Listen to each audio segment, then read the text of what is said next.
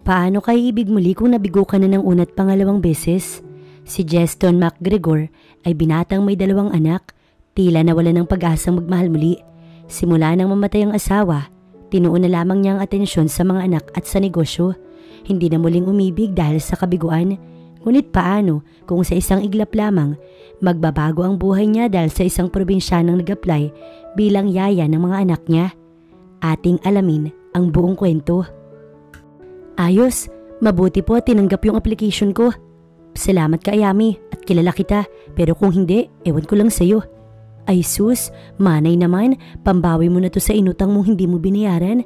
Jaya, quits na tayo ha. Bumusangot ang kaibigan niya na mas matanda sa kanya ng 4 na taon, si Ayami or Aya for short. Probinsyana na nakipagsapalaran para hanapin ang kapalaran dito sa Manila. Ilang amo niya na ito at sana talaga magtagal siya dahil kung hindi abay ewan niya na lang, baka maglupasay na siya sa gitna ng kalye tapos magpasagasa para makatanggap siya ng 50,000 at may iwi sa inang niya at isang kapatid sa probinsya.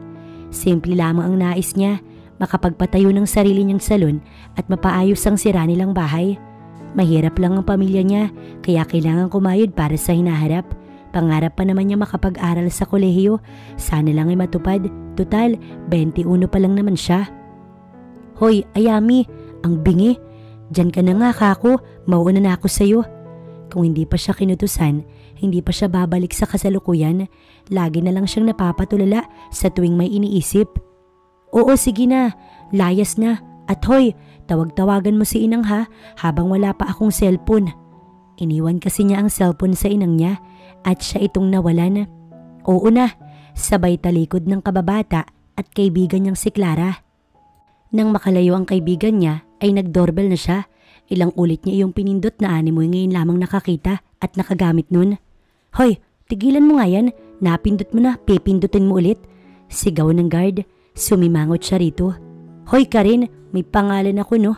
Aniya, nang makalapit ang guard ay natigilan pa itong saglit. Tila, minememorya ang mukha niya. Maganda siya ayon sa mga nakakakilala sa kanya. Yun nga lang, hindi siya masyadong matangkad. Cute, ganun. O bakit? Taas noong sambit niya. Wala. Ani ng guard na banta niya ay nasa 35 siguro. Ikaw ba ang... Yes po kuya, ako. Hindi ba halata? Nang pagbuksan siya, agad na siyang pumasok. Hindi, akala ko kasi magbubuti. Agad niya itong kinutusan at tumakbo papasok sa compound. Ang liit-liit mo pero ang bilis mong manakit. Hiyaw nito kaya dinilaan niya ito. Aba, walang dapat umapi sa kanya no kahit na... Aray ko po, bulong niya at sabay kamot na ng noo. Tila nabangga siya sa... Gwapo. Sa loob niya nang makita kung sino ang nabangga niya. Saglit siyang natulala nang makita ang matangkad at mala-perfect na muka ng isang lalaki. Ito talaga ang mga pangarap niya, parang leading man sa drama. Who are you? Mas kinilig pa siya nang marinig ang tinig nito. Sir, ako po si Ayami or Aya po. Ako po yung mag-a-apply na Tinaasan siya nito ng kilay. Ba't suplado naman pero ang gwapo talaga ng taong to. Okay then, you can start now. Seryosong tinig ng lalaki bago tumalikod. Natigilan siya at hindi na nakasagot pa. Natulala na lang habang sinusundan ng tingin ng likuran nito habang papalayo. Ako nga pala si Mona. Matagal na akong kasambahay ng mga MacGregor. Tawagin mo kung Manang Mona o Nanay Mona kung saan ka mas komportable. Inililibot niya ang paningin at talagang napapatamimi siya sa ingranding bahay na bato. Parang pangarap na din niya ang magkabahay ng ganito. Aya, naririnig mo ba ako? Tumayo siya ng tuwid. Ay, opo naman nay, namamanghalang po ako sa ganda nitong mansyon. Ngumiti ang matanda. Oo, napakaganda nito. Kagaya ng pangarap sana ni Sir noong buhay pa yung asawa niya. Narinig niya iyon kahit pabulong lang. Patay na po yung asawa ni Sir? Yung gwapo kanina? Tumango ang babae. Tila nalulungkot ito sa klase ng muka. O siya Aya, maiba tayo. Ang gagawin mo lang ay babantayan ng 2 mga anak ni Sir Jeston. Humakbang ang matanda patungo sa hagdan. Tara sa taas, ipakikilala kita. Anito, kaya sumunod siyang walang sali-salita. Hanggang sa taas, napakaganda din. May 4 na silid at sa pangalawang kwarto sila pumasok. Bago sila pumasok, may isa pang pinto sa dulo ng pasilyo. Pang-5 silid. Grabe ang daming kwarto. sa loob-loob niya habang nakasunod sa babae. Jesseline, iha? Mula sa labas ay may pangalan ng silid. Jesseline ang nakadikit na pangalan doon. Po, manang. Malumanin itong sambit. Nasa gilid ng kama ang batang nasa edad 7 to 8 years old. Hindi siya sigurado. Napakagandang bata pero mukhang hindi naman marunong umiti. Iha, siya si Yaya Ayami mo. Siya na ang bago ninyong yaya ni Jesseline. Sana wag mo nang bigyan ng sakit ng ulo yung bago mong yaya, ha? Hindi ito sumagot. Nakatitig lamang ito sa kanya. Naanimoy siya na ang pinakamasamang tao sa balat ng lupa. Ramdam niya sa aura ng bata na malungkot ito at may kung anong saloobin na ayaw lamang nitong sabihin. Hello baby, stop calling me that way. I'm not a baby anymore. At si mami lang at daddy ang pwedeng tumawag sa akin yan. You're not my mom nor my dad, so stop, okay? Nagitla siya sa kamalditahan ng bata. Mukhang hindi yata naturuan ng mabuting asal ang batang to. Pero nang maalala ang sinabi ni Nanay Mona niya kanina, tila doon lamang nag-sink in sa utak niya na talagang may problema talaga ito. Jesseline, wag kang Nay, wag na po. Inawat niya agad ang paninermo ng matanda. Okay, sige Jesseline, ako si Yaya Aya. Sana maging magkaibigan tayo. Nginitian niya ito at inilahad ang kanyang palad. Ngunit tinalikuran lamang siya ng bata at hindi na pinansin. Doon niya napagtanto na talagang malungkot ito at kailangan niyang mabawi ang kasiyahan sa puso ng bata. Paglabas nila, muli silang pumasok sa kasunod na silid. Jesseline ang nakalagay sa labas ng pintuan. Hello Jesseline, iha. Napatda ang mga mata niya nang makita ang nasa 3 taong batang babae habang nilalaro ang mga bricks nito na nasa play area sa mismong silid ng bata. Hi po manang. Tumayo ito at lumapit sa kanila. Napakaganda ng mga anak ni Sir Jeston niya. Halata naman kasi sa ama pa lang, laglag na ang panloob niya. I mean ng panga niya. Eto si Yaya Ayami mo, say hi to her. Hi Yaya. Napaka-cute nito at hindi niya maiwasang lapitan ng baby girl at yakapin. Hello, ang ganda-ganda mo naman. Ngumiti ito sa kanya. Thank you po. Sana ay makaya niyang alagaan ng 2 batang to dahil mukhang nakikita pa lang niya ay halata ng kulang sa atensyon ng mga anak ng boss niya. Maaga pa lang, abala na si Ayami sa pagbibihis. Suot niya ang uniforme na ibinigay sa kanya ni Nanay Mona niya kahapon. Alas 5 pa lang, nakahanda na siya para magtrabaho. Mabuti na lang at nasanay siya sa probinsya nila na maagang nagigising upang magtungo sa bukid para magtanim ng mga gulay. Yun ang hanap buhay ng kanyang pamilya kaya hindi siya hirap sa mga mahihirap na gawain dahil bata pa lang hinubog na siya. Magandang umaga, Nay Mona. Agad na bungad niya ng madatnan ang matandang naghihikab sa mesa at nasa harapan ng isang tasang kape. Nagulat pa nga ito. Aba, maaga pa Ayami, bakit gising ka na? Ngumiti siya at nagsimulang buksan ang lagay ng asukal. Nasanay lang po, Nay. Mabuti yan sa unang araw mo sa trabaho. Sabay inom nito ng kape. Pero Aya, sana tumagal ka rito. Nalungkot ang mukha nito at may bahid ng pighati ang tinig ng matanda. Bakit po, Nay? Kasi iha, tuwing linggo o mga 3 araw, bigla na lang magre-resign ng mga nag-apply na yaya ng mga bata. Hindi daw nila kayang alagaan ng 2 bata dahil masyado daw masamang ugali, lalo na si Jesseline. Naupo naman siya sa tapat ng upuan bago sumagot. Bakit, Nay? Ganun na ba kasama si Jesseline? Tila biglang nanlumo ang puso niya dahil sa narinig. Hindi Aya, napakabait na bata niyang si Jessie. Pero noong mamatay ang Mami Madeline niya, hindi na halos ito nakikipag-usap sa ibang tao maliban sa daddy ng bata.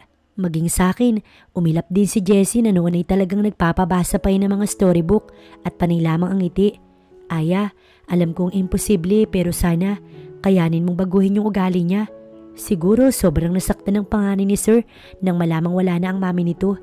Mahal na mahal niya si Mama Adeline. Maging siya ay napayuko rin, kaya pala ganoon na lamang ang ugali ng bata. Ano pong gusto niyong gawin ko, Nay? Mula sa kung saang tanong niya. Hinawakan ni Nanay Mona niya ang kamay at tumingin sa mga mata niya. Alam kong may natatago kang awas sa mga bata at nakita kong maging ikaw ay naapektuhan din. Nakikiusap ako sa iyo, iha. Sana wag mong susukuan ng mga bata. Wala nang ibang makakagawa nun dahil maging si Sir Jeston hindi na kaya ang ipinapakitang ugali ni Jess.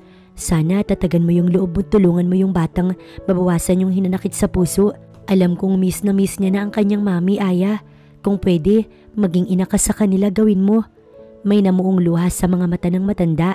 Umiti siya para pawiin ang lungkot nito. Gagawin ko po yung makakaya ko, Nanay Mona. Napabuntong hininga ang kanyang kausap bago ibinaba ang kanyang kamay. Kaya pala ganun na lamang ang ugaling ipinapakita nito dahil siguro sa pangungulila sa ina. Ayon pa sa kwento ni Nanay Mona ay 3 taon na simula nang mawala ang asawa ni Sir Justin niya. Matagal na rin pero dala-dala pa rin ng bata ang mga hinanakit sa puso. Isa pa, nakikita niyang wala ding oras ang daddy nila sa 2 bata kaya siguro ganun ang ugali dahil gusto ni Jesseline na pansinin ito ng ama. Matapos magkape, umakyat siya sa 2nd floor. Una niyang pinuntahan ang silid ni Jesseline. Tulog pa ito nang pumasok siya. Inayos din niya ang kumot nito na nahulog na sa kama. Nanulumo siya nang makita na yakap ng bata ang larawan ng mami nito. Marahan niyang kinuha yun at pinagmasdan. Napakaganda ng babae sa litrato. Isang perpektong mukha ng isang babae na puno ng kasiyahan ng puso. Katabi nito si Jesseline at nasa likod nito si Sir Jess at nakangiti habang nakayakap sa babae. Nakahawak naman ng babae sa sinapupunan.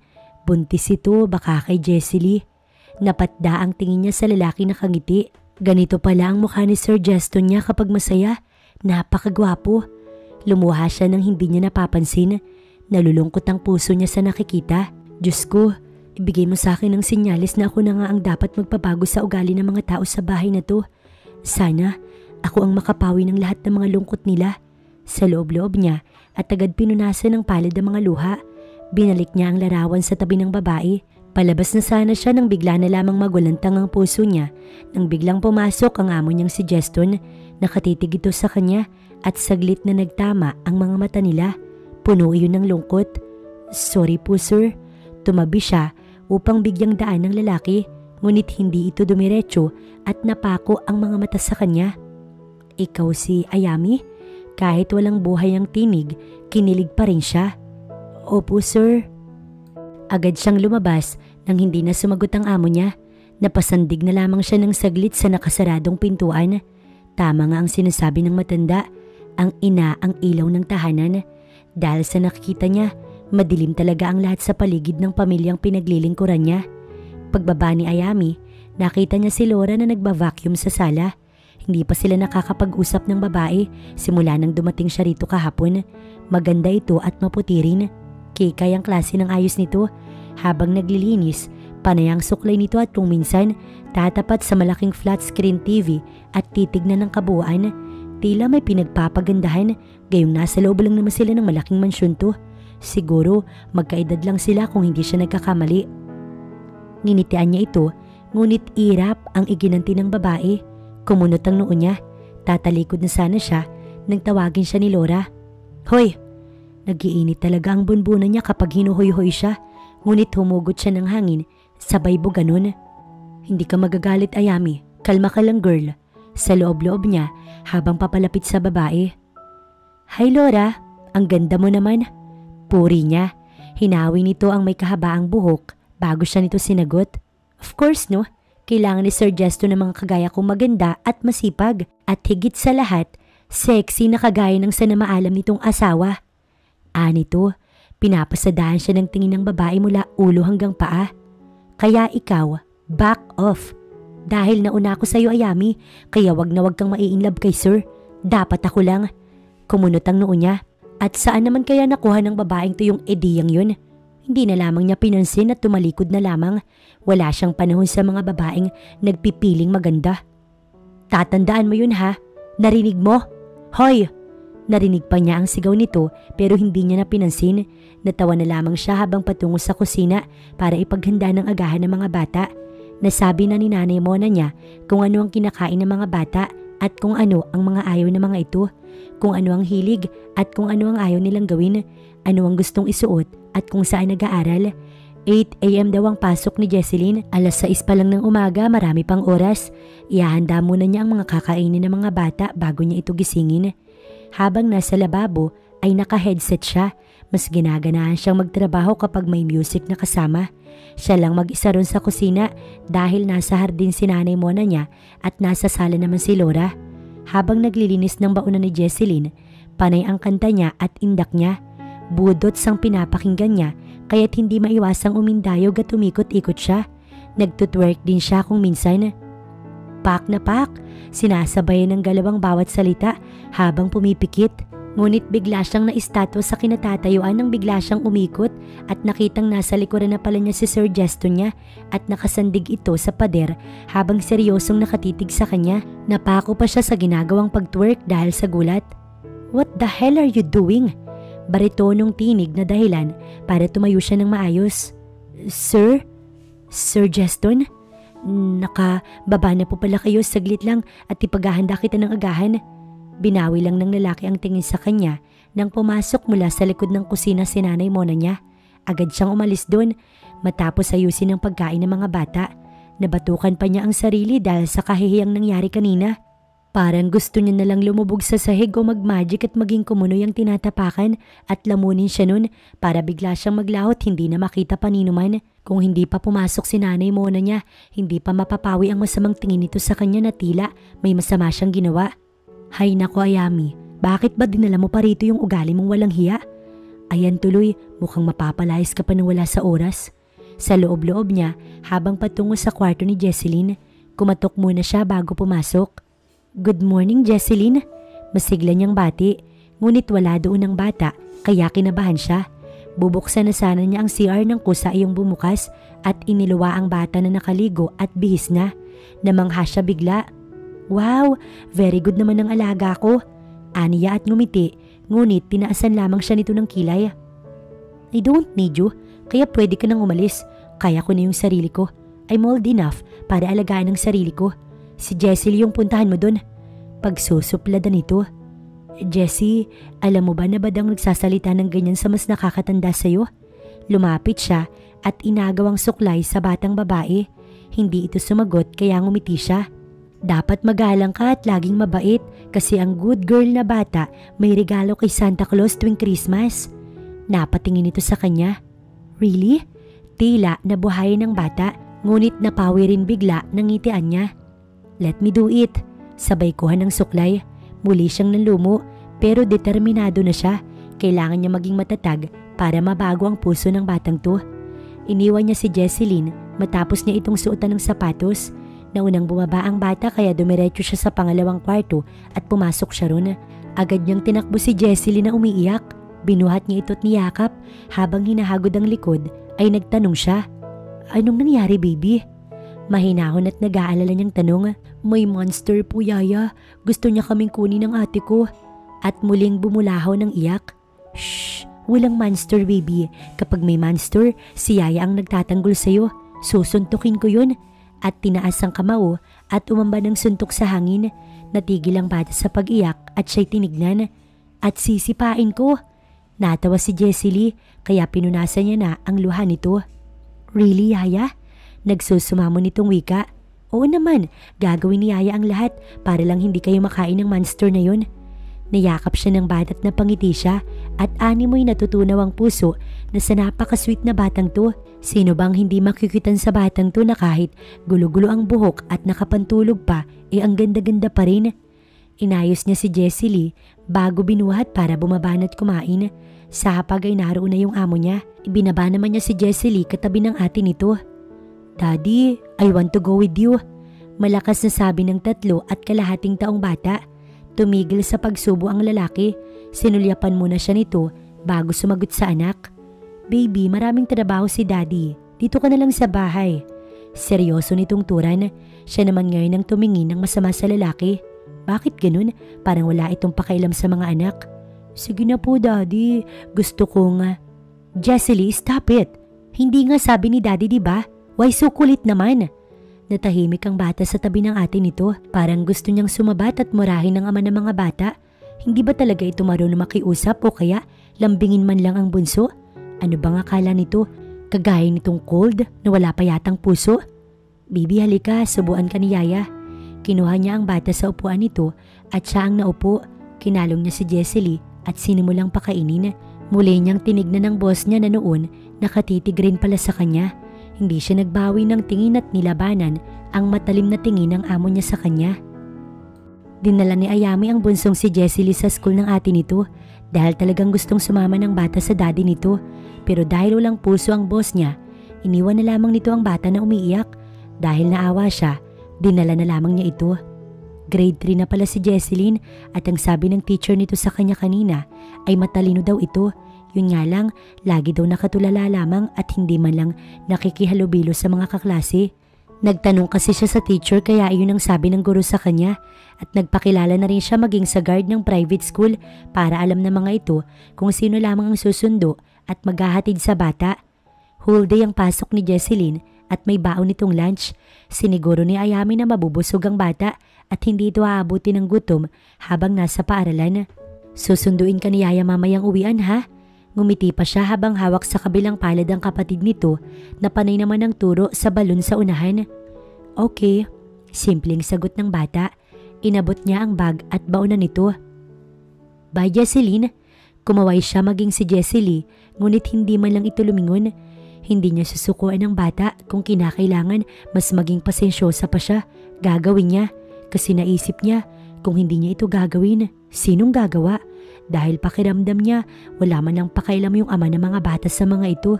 Naawa siya dahil bukod sa wala ng ina ang dalawang bata, tila maging ama, unti-unti ring nawawala sa kanila. Oo nga't na ibibigay ni Sir Geston niya ang lahat. Luho, laruan, pagkain, marangyang pamumuhay. Ngunit isipin mo, hindi nila yun nakikita. Hindi pa nila iyon pinapahalagahan dahil bata lang sila at ang tanging nais ng mga ito ay kalinga, pagmamahal at presensya ng kanilang ama. Manong, magkano ho yan? Turo niya sa little pony na balon. 100 po ma'am. Napalunok siya. 100 na lang din kasi ang pera niya sa wallet at medyo matagal pa ang sahuran. Tinignan niya si Jesseline, namamangha ito at kumikislap ang mga mata habang naghihintay sa balon na gustong makuha. Bumuntong hininga siya bago kinuha ang wallet sa bulsa ng suot na pantalon. Eto ho, ngumiti siya nang makuha ang balon. Pumalakpak si Jesseline nang iabot niya yun sa bata. Masaya na siya, basta masaya ito kahit na wala na siyang pera ay ayos lang. Dumaan muna sila sa park bago umuwi. Nilalakad lang nila dahil malapit lang naman ang paaralan mula sa bahay ng mga MacGregor. Yaya, I'm so tired. Bumusangot ang bata kaya walang alinlangan niya yung binuhat kahit mabigat. Mataba kasi ito.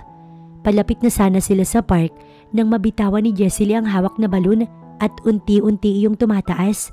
Mabilis pa niyang ibinaba ang bata at tinalon ang papalayong laruan nang madismaya na lamang dahil hindi niya inaabot. My little pony, Yaya. Humahagulgol ito. Tinitignan niya iyon at napapangiti siya nang sumabit sa sanga ng punong rambutan ng tali. Bilis, baby. Sabi pa niya at hinila ang bata upang makarating sa puno. Stop crying na, baby. Kukunin ni Yaya ang balon mo. Diyan ka lang ha. Humihikbi pa rin ito pero nagawa namang tumango. Ginagawa niya ito sa probinsya kaya sisiw lamang sa kanya ang pag-akyat ng puno. Isa pa, mababa lang ito kumpara sa santol na inaakyat niya noon. Pagod na tumigil sa iyami sa ibabaw ng sanga. 6 na metro siguro ang taas nun mula sa lupa. Tumingin siya sa bata sa ibaba. Yaya, kunin mo na. Hiyaw pa nito sa kanya. Umusod siya ng kaunti para abutin ang tali ng balon. Dahan-dahang inabante ang paa habang isang kamay nakakapit din sa isa pang sanga sa may ulunan niya. Got you, bulong niya at tumingin sa ibaba. Ngunit nanlalaki ang mata niya, nagulat at kinabahan dahil nasa tabi ni Jesseline ang daddy nito na seryosong nakatitig sa kanya. Gagalaw na sana siya para bumalik nang magkamali ng tapak ang kaliwang paa niya. Dahilan para mahulog siya sa... Handa na siyang lumagapak. Napikit na at tatanggapin na ang pagyakap ng lupa sa katawan niya nang hindi iyon mangyari dahil may malakas na mga bisig na sumalo sa kanya. Nang dumilat siya ng dahan-dahan, si Geston yon na nakatitig sa mga mata niya. Are you out of your mind? Nakakabinging sambit nito pero hindi niya yun alintana dahil abala siya sa pagpapantasya sa mukha nitong mala Tom Cruise. Let's go, baby. Sambit ng lalaki nang maibaba nito si Ayami. But daddy, yung balon. Bibili kita later.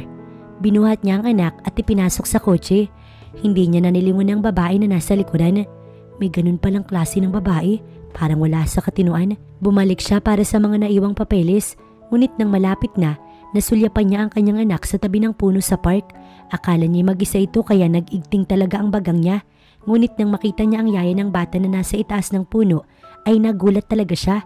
Mukhang hindi yata tama na tinanggap niya bilang yaya ang babaeng yun. "Laura, nasaan si Manang mo na?" Sabi agad niya sa kasambahay na papalabas na sana ng mansyon. "Nasa kusina po sir, saglit po at tatawagin ko." Kalong niya si Jessie Lee habang papasok sila ng kabahayan. Ibinaba lamang niya ito nang nasa sala na sila.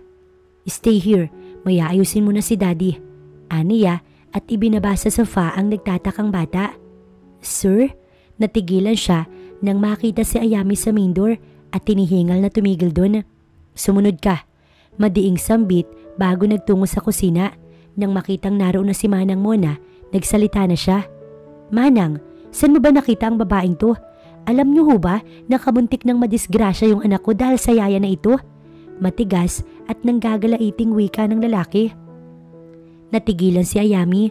Tinignan niya si Nanay Mona sa unahan. Nakatingin lang ito sa amo nila habang si Laura nakatabi ng matanda. Nakangisi at tila gustong gusto ang nakikitang eksena. Paanong kamuntik madisgrasya? Siya nga itong kamuntik nagganda-lagas-lagas ang katawan dahil sa balo na pilit niyang inaabot para tumigil sa pag-iyak yung anak nito. Tapos sasabihin pa yung ganito? "Sir, sandali ho. Nagkakamali po kayo. Hindi po kamuntik na madisgrasya si Jessie Lee. Katunayan nga ho niyan." "Shut up! Lumayas ka at huwag ka nang babalik." Tumigil siya sa pagsasalita at nagitla nang sigawan siya nito. Ngunit nakabawi din siya agad. "Ganun ho ba? Pues, aalis na ho ako. Sana'y makakita kayo ng yaya na babagay sa kagaya ng ugali na meron kayo. Hindi ho ninyo tinitignan ng mga bagay-bagay. Nagdidesisyon ho kayo agad nang hindi man lang inaalam ang mga tunay na nangyari. Kung sa akin ho, mas mabuting kayo na lang ang namatay imbis yung asawa nyo." Hindi siya papayag na api-apihin lamang. Wala siyang ginagawang masama. Katunayan niya kamuntik pa siyang namatay. Mapatahan lamang yung anak nito. Pero siya pa ang may mali. Siya pa ang naging masama. Tinaas ni Jess ang kamay at takmang sasampalin siya. "Sige, bakit hindi mo ituloy sir? Porkit mayaman ka ho at mahirap lang ako, may kakayahan ka ng manakit ng kapwa mo." Lumapit ang matanda at inawat silang dalawa. "Ano bang nangyari, Ayami iha?" Malumanay na tanong ng babae. "Hindi na hunay, kahit ho magpaliwanag ho ako, wala pa rin kwenta dahil hinatulan na ho ako ni sir." Idiniin niya ang salitang sir at pinanlakihan ng mga mata ang binata. Kahit hindi pa ho niya nalalaman ang punot dulo. "Goodbye." Tumalikod siya. Tinawag pa siya ni Nanay Mona niya, ngunit tuloy-tuloy pa rin ang paglalakad niya. Siya na nga itong may pakailam sa mga anak ng demonyong yun, siya pa itong napasama. Dilayas. Sino ba siya sa akala niya? Bulong niya habang ipinapasok ng sabay-sabay ang damit sa traveling bag na nakapatong sa ibabaw ng kama.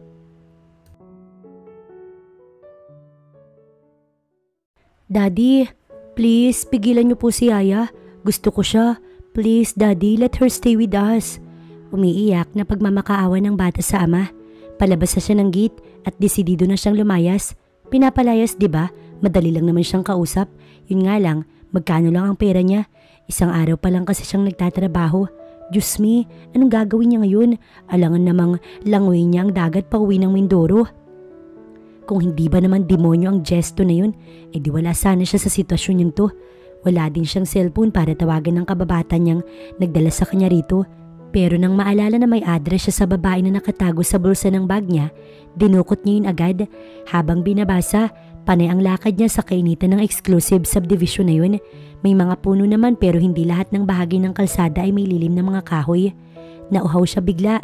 Mukhang ang pera niya ay sakto lang pamasahe para marating ang address ng kaibigan. Magbabayad ka talaga, Jeston, tandaan mo yan. Lintik lang ang walang ganti. Naisatinig niya habang nasa tabi ng kalsada at nakasilong sa lilim ng punong akasya. Maya-maya nagsimula na siyang maglakad. Ang init ng sikat ng araw dahil 10 AM na ng umaga. May dumaang kotse kaya tumabi siya. Pero ang akala niyang didiretso, hindi nangyari. Bumukas ang bintana nun at nakita na naman niya ang may gawa kung bakit siya narito sa tabi ng daan. Hindi siya tumigil, tuloy-tuloy lamang ang lakad niya na kahit na nakakadalawang sabi na ang lalaki na sumakay siya. "Bumalik ka na." Seryosong tinig nito ngunit hindi man lang siya sumasagot at tuloy pa rin sa paghakbang habang patuloy na sinusundan siya ng kotse ni Jeston. "Pwede ho ba? Lubayan niyo ako. Pinalayas-layas niyo ako tapos pababalikin. Sira ulo pala kayo, no?" Hindi niya agad napansin na nakababa na pala ito ng sasakyan. Fine, I'm sorry, okay? Happy now? Pwede ka nang bumalik. Abat ang galing ano. Kung ganoon pala humingi ng tawad ay siguro walang nagbabati sa mga magkakaaway kasi mas matapang pa ito gayong ito naman talaga ang siraulong hindi inalam ang nangyayari. Iniisip niya na baka nabagok ito at nagka-amnesia kaya nakalimutan ng mga sinabi nito sa kanya kanina. Mayaman ho kayo kaya bakit hindi kayo maghanap ng ibang yaya? Magpapakahirap kayong sundan ako rito. Umuwi na ho kayo. Kasalanan ko pa mamaya kapag nangitim ka. Kung pwede lang Ayami pero ayaw ni Jessie Lee. Gusto niyang bumalik ka. Mahina, ngunit rinig niya yun. Biglang sumikdo ang puso niya. Kahit isang araw lang siyang nagtrabaho sa bahay na yun, minahal niya na agad ang mga bata pero syempre wala siyang magagawa kapag pinalayas na siya. Katulong lang kasi siya. Anong laban niya sa amo? Pasensya na sa inasal ko kanina. Nagulat lang talaga ako. Pero hindi nun mapapawi ang galit niya. Hinusgahan kaya siya agad tapos ngayon hihingi ng sorry. Kung sana may kwenta yung sorry, di sana wala nang nakukulong dahil sorry ay sapat. I said get in. Napatili si Ayami nang bigla siyang buhati na parang palay ni Jeston at mabilis na ipinasok ng sasakyan. Ang mga gamit na naiwan, isinakay rin ng lalaki at mabilis na pinaarangkada ang sasakyan. Hindi na siya kumibo pa. Paano? Nakalak ang pinto at syempre nagdidiwang din ang puso niya. Syempre, hindi na siya matutuloy doon sa pinsan para manghiram sana ng pera para makauwi sa kanila. Yaya! Pagdating niya sa may pintuan, tumakbong lumapit si Jessie Lee. Agad niya itong binuhat. Yaya, wag na ikaw alis ha. Anito't tumango siya at ngumiti. Nang lingunin niya ang amo, wala na ito, mukhang nakaalis na. Kinagabihan ay abala siya sa pagbibihis kay Jessie Lee dahil matutulog na nga kasi ito. Galing na siya sa kwarto ni Jesseline at dito na siya dumiretso. Yaya Ayami, pwede po kalong ako? Oo naman, aniya at ibinaba ang suklay sa mini table ng bata. Ang bigat pero carry lang. Sakto namang umulo ng bata sa balikat niya nang bumukas ang pintuan. God, si Sir Jeston niya yun. Nakashort lang ito't puting sando at bakat na bakat ang mabato nitong abs. Pasensya na, mag-good night lang sana ako kaya. Daddy! Binigay niya ang bata rito't nayuko. Sleep well baby, good night. Anito habang sa kanya nakatuon ang mga mata. Yumuko siya dahil sa puso niyang dumadagundong. Nag-a-assume lang ba siya? O talagang kinindatan siya ng amo? Gosh! Mabilis lang ang mga araw. Ngayon ay pang-ikalawang linggo na niya rito. Nakaya niya kahit hindi siya halos pinapansin ni Jesseline. Pero naniniwala siya na mababago ang pakikitungo nito sa kanya. Linggo ngayon kahit walang pasok ang bata. Kakatapos lamang niya maglaban ng mga damit ng mga alaga niya. Saglit niyang sinulyapan ng wall clock sa ibabaw ng pinto sa kusina. 11 AM na pala. Ang bilis naman ng oras. Bulong niya sa kanyang isipan. Pagpasok niya sa kusina ay kumuha siya ng tubig sa fridge. Ang sarap talaga ng tubig na malamig, lalo na at mainit ngayon. The air ko naman pero mukhang hindi niya alintana yun. Yaya, pwede po ligo tayo sa pool? Mula sa kung saan, lumabas si Jessie Lee kasama nito si Jesseline na tahimik lamang. Tinignan niya ang dalawa, ngunit nayuko ang ate nito. Gusto niyo ba? Tatanong muna natin sa daddy niyo kung pwede ha, kasi baka magalit sa akin yun. Masayang sabi niya sa mga ito.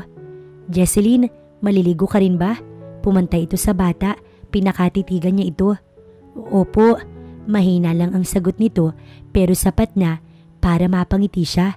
Unti-unti nakukuha na rin niya ang loob ng panganay na anak ng MacGregor. Sana ay tuloy-tuloy na ito, dito lang kasi talaga siya nahihirapan. Sige tara, samahan niyo ko sa opisina ni daddy niyo para makapagpaalam tayo. Hinawakan niya ang palad ni Jessie Lee, ngunit nagulat siya nang may kumapit din sa kabila. Nang tignan niya, si Jesseline yun. Ngumiti siya ng lihim bago sila umakyat sa hagdanan. Jesseline, gusto mong maglaro ng tea party? Lumingon sila ng sabay sa babaeng nasa kaliwang bahagi ng hagdan. Nakangiti ito pero nang tignan niya ito, biglang nalukot ang muka. Si Laura, bakit kaya ito ganito sa kanya? Wala naman siyang ginagawang masama. No ate Laura, maliligo po kasi kami sa pool. Anito, kaya tumaas ang isang kilay ng babae at umirap bago umalis. Siguro, iniisip nito na ikakaganda nito sa tuwing gagawin nito yun.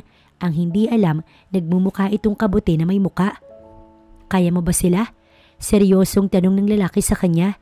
Naabutan nilang abala ito sa pagbabasa ng kung ano-anong papel na nakapatong sa working table. Opo sir, kaya ko ho. Sagot niya ng diretso. Okay, sige, wag mo silang pababayaan, Aya. Hindi pa magaling lumangoy si Jessie Lee. Tumango siya rito. Tumakbo naman ang dalawang bata palapit sa ama nila at yumakap rito. Nagulat man, ngumiti pa rin.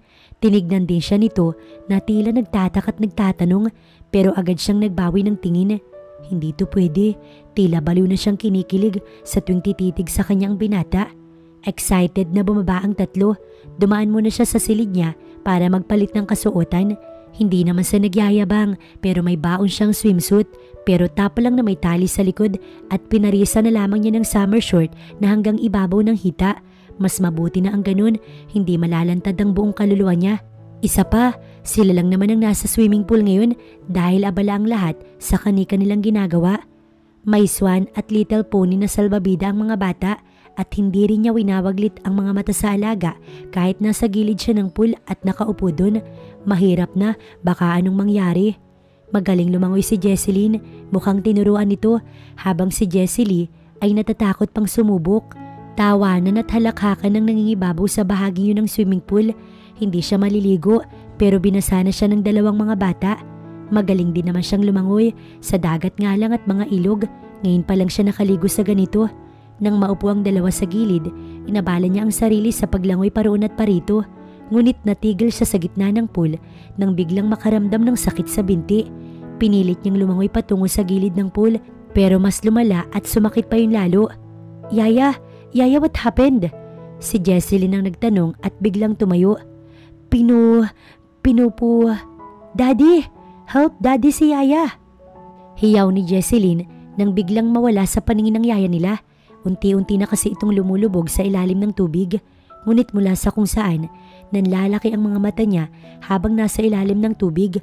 Nang tumambad ang kanyang Sir Jeston, sandali pa, unti-unti na siyang nauubusan ng hangin at pumipikit na rin ang mga mata niya.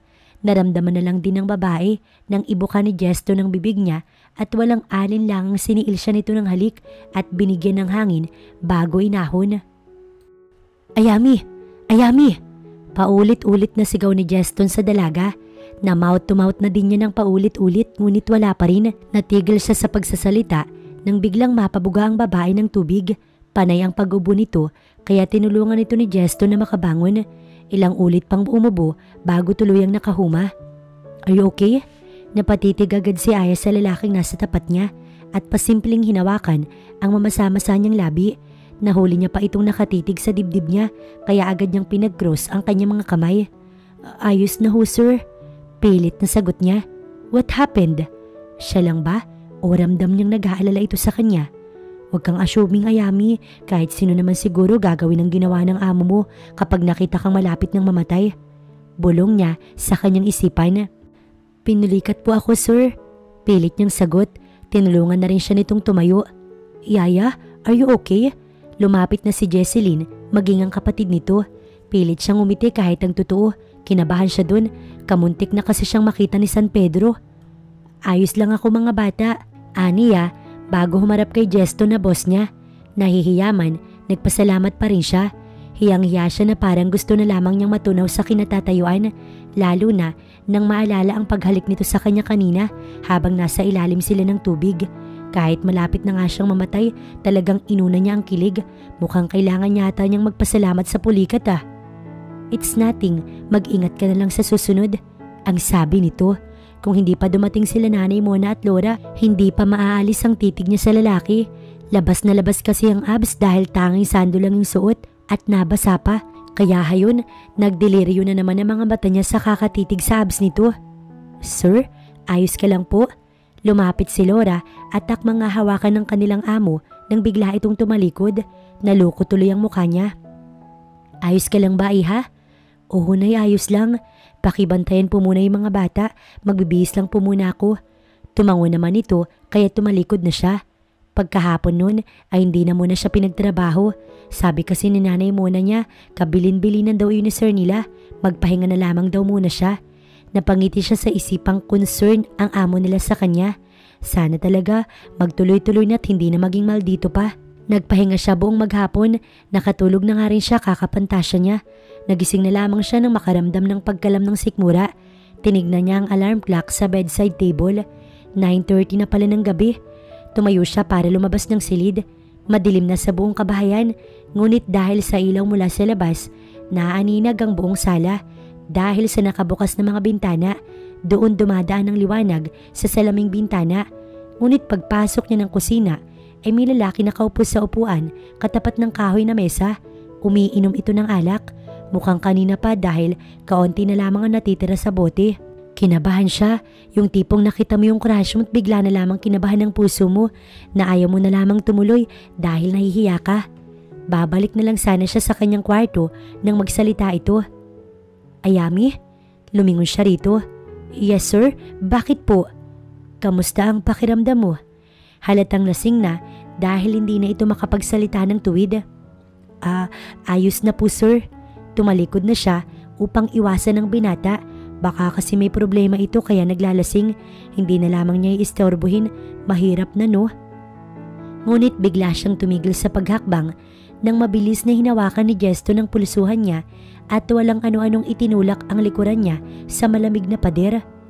Bakit Ayami? Bakit mo ko binabaliw? Madiin itong sambit sa baritonong tinig. Sir, ano po ang... Kamuntik na siyang mapasigaw nang nabuwal si Jeston sa harapan niya. Diretso sa dibdib niya. Akala niya lasing lang pero nang itatayo niya, napatda siya sa kinatatayuan at agad nagpanik nang maramdaman na sobrang init ng binata. Muli niyang hinawakan ng noo maging leeg nito at doon napagtanto niyang inaapoy pala ito ng lagnat. Pilit niyang inakay ang amo niya patungo sa silid nito sa ikalawang palapag. Napakabigat ngunit pinilit niya hanggang sa makarating sila sa silid nito sa pinakadulo ng pasilyo. Naisip niya na baka dahil ito sa nangyari kanina sa swimming pool kaya ito inaapoy ng lagnat ngayon. Kasalanan ba niya? Mukhang oo.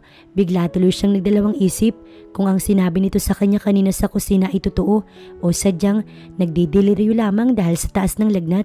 Idagdag pa ang alak sa katawan ng lalaki. Agad niyang pinahiga si Jeston sa kama. Hinubad ang suot nitong medyas na may tsinelas. Mukhang kanina pa nilalagnat, nagtitiis lamang. Matapos niyang hubarin yun, kinumutan niya na ito't tumalikod para kumuha ng batya at bimpong pamunas. Kukuha din siya ng gamot sa medkit para mapainom niya ang lalaki. Nag-aalala siya't naaawa rin. Wala itong asawa na mag-aalaga. Kung wala pala siya, sinong gagawa? Si nanay muna? Si Laura? Napailing-iling siya sa mga naiisip. Saglit lamang siya at muli ring bumalik dala ang mga kailangan. Uminom pa, alam namang may lagnat. Makakatulong ba yun sa'yo? Siraulo ka talaga. Bulong niya habang panay ang punas sa noo nito. Maya't maya kung palitan niya ng tubig ang batya. Mabuti na lang may sarili itong CR sa loob ng kwarto kaya malapit lang ang pinagkukuhanan niya ng tubig. Habang nakaupo sa tabi ng lalaki, napako ang atensyon niya sa malaking larawan sa itaas ng kama nito. Si Jeston iyon na amo niya at si Madeline. Bagay na bagay sila, masayang masaya rin at halata yun sa mga mata nila. Para tuloy nang liliit siya sa sarili, hindi kasi siya kasing kinis ni Madeline na malapor sila na ang kutis. Tinignan niya ang balat, nagdadry na yun. Wala ba naman kasi siyang ginagamit sa katawan, purong natural lamang at walang halong kemikal. Madeline, I'm sorry, patawad. Tulog ito pero nagsasalita. Mukhang nagdidelirio na ito sa taas ng lagnat. Nanginginig na rin ang lalaki kaya pinatay niya na ang aircon. Maging sa pagtulog, asawa pa rin ito ang iniisip at sa panaginip. Ano bang laban niya ron? Mukhang hanggang pantasya lamang ang lahat at kailanman hindi magkakatotoo. Mag-uumaga na nang humupa ang lagnat ni Jeston. Natigilan pa ito nang makita niyang nakaupo at nakaunan sa kama niya si Ayami. May hawak itong bimpo. Gigisingin na sana niya nang siya ay matigilan. Napaka-natural ng ganda nito. Walang bahid na kahit anong makeup ang muka, maging ang balat, pati ang straight nitong buhok, halatang hindi pa nakakatikim ng kemikal. Simple, ang pinakamagandang salitang nababagay para sa dalaga. Hindi niya alam pero bawat araw na lumilipas at habang mas tumatagal ito rito, ay nag-iiba na ang pakiramdam niya na hindi naman nangyari sa kanya sa ilang taong nawala ang asawa niya. Kung tutuusin, tuwing linggo o ikatlong araw sa isang linggo kung magpalit sila ng yaya dahil sa mga motibong ipinapakita ng mga ito sa kanya. Hindi mga anak niya ang pinagtutuunan nila ng pansin, kundi ang magpapansin sa kanya at iyon ang pinakaayaw niya. Pero kay Ayami, namangha siya sa tapang nito kung magsalita at kita niya namang unti-unting nag-iiba ang ugali ng kanyang mga anak. Mukhang ang dalaga ang may gawa. Isa pa, yung sinabi niya kanina sa babae, lumabas lang talaga sa bibig niya. Tila nagkusa na yung isip niya.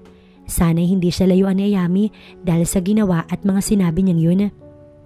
Gumalaw si Ayami, kaya't muling pumikit si Jeston. Okay ka na sir? Buti na lang, kinabahan ako. Akala ko talaga madidedo ka na eh. Wag ha, wag ka munang susunod sa asawa mo. Sayang yung kagwapuhan mo kapag na-deadball ka agad. Aniya sa mahinang tinig. Tulog ka na ng mahimbing. Good morning sir. Sana mapaginipan mo ko. Tumayo na siya, takmang bubuksan niya na ang lampshade para mai-off ang ilaw nang magsalita si Jeston. Sana nga. Napatakip siya ng bibig at dali-daling lumabas ng silid. Natawa naman si Jeston sa reaksyon ng dalaga. Nang sumunod na araw, tinanghali ng gising si Ayami dahil mag-aalas 3 na kasi siya nang makatulog kagabi. Paano? Bukod sa kakapuna sa amo niya, hindi rin siya pinatulog ng hiya sa katawan. Gising na pala ito, hindi man lang nagsabi. Panay pa naman ang kuda niya. Sana talaga hindi siya palayasin ng tuluyan dahil sa mga pinagsasasabi niya.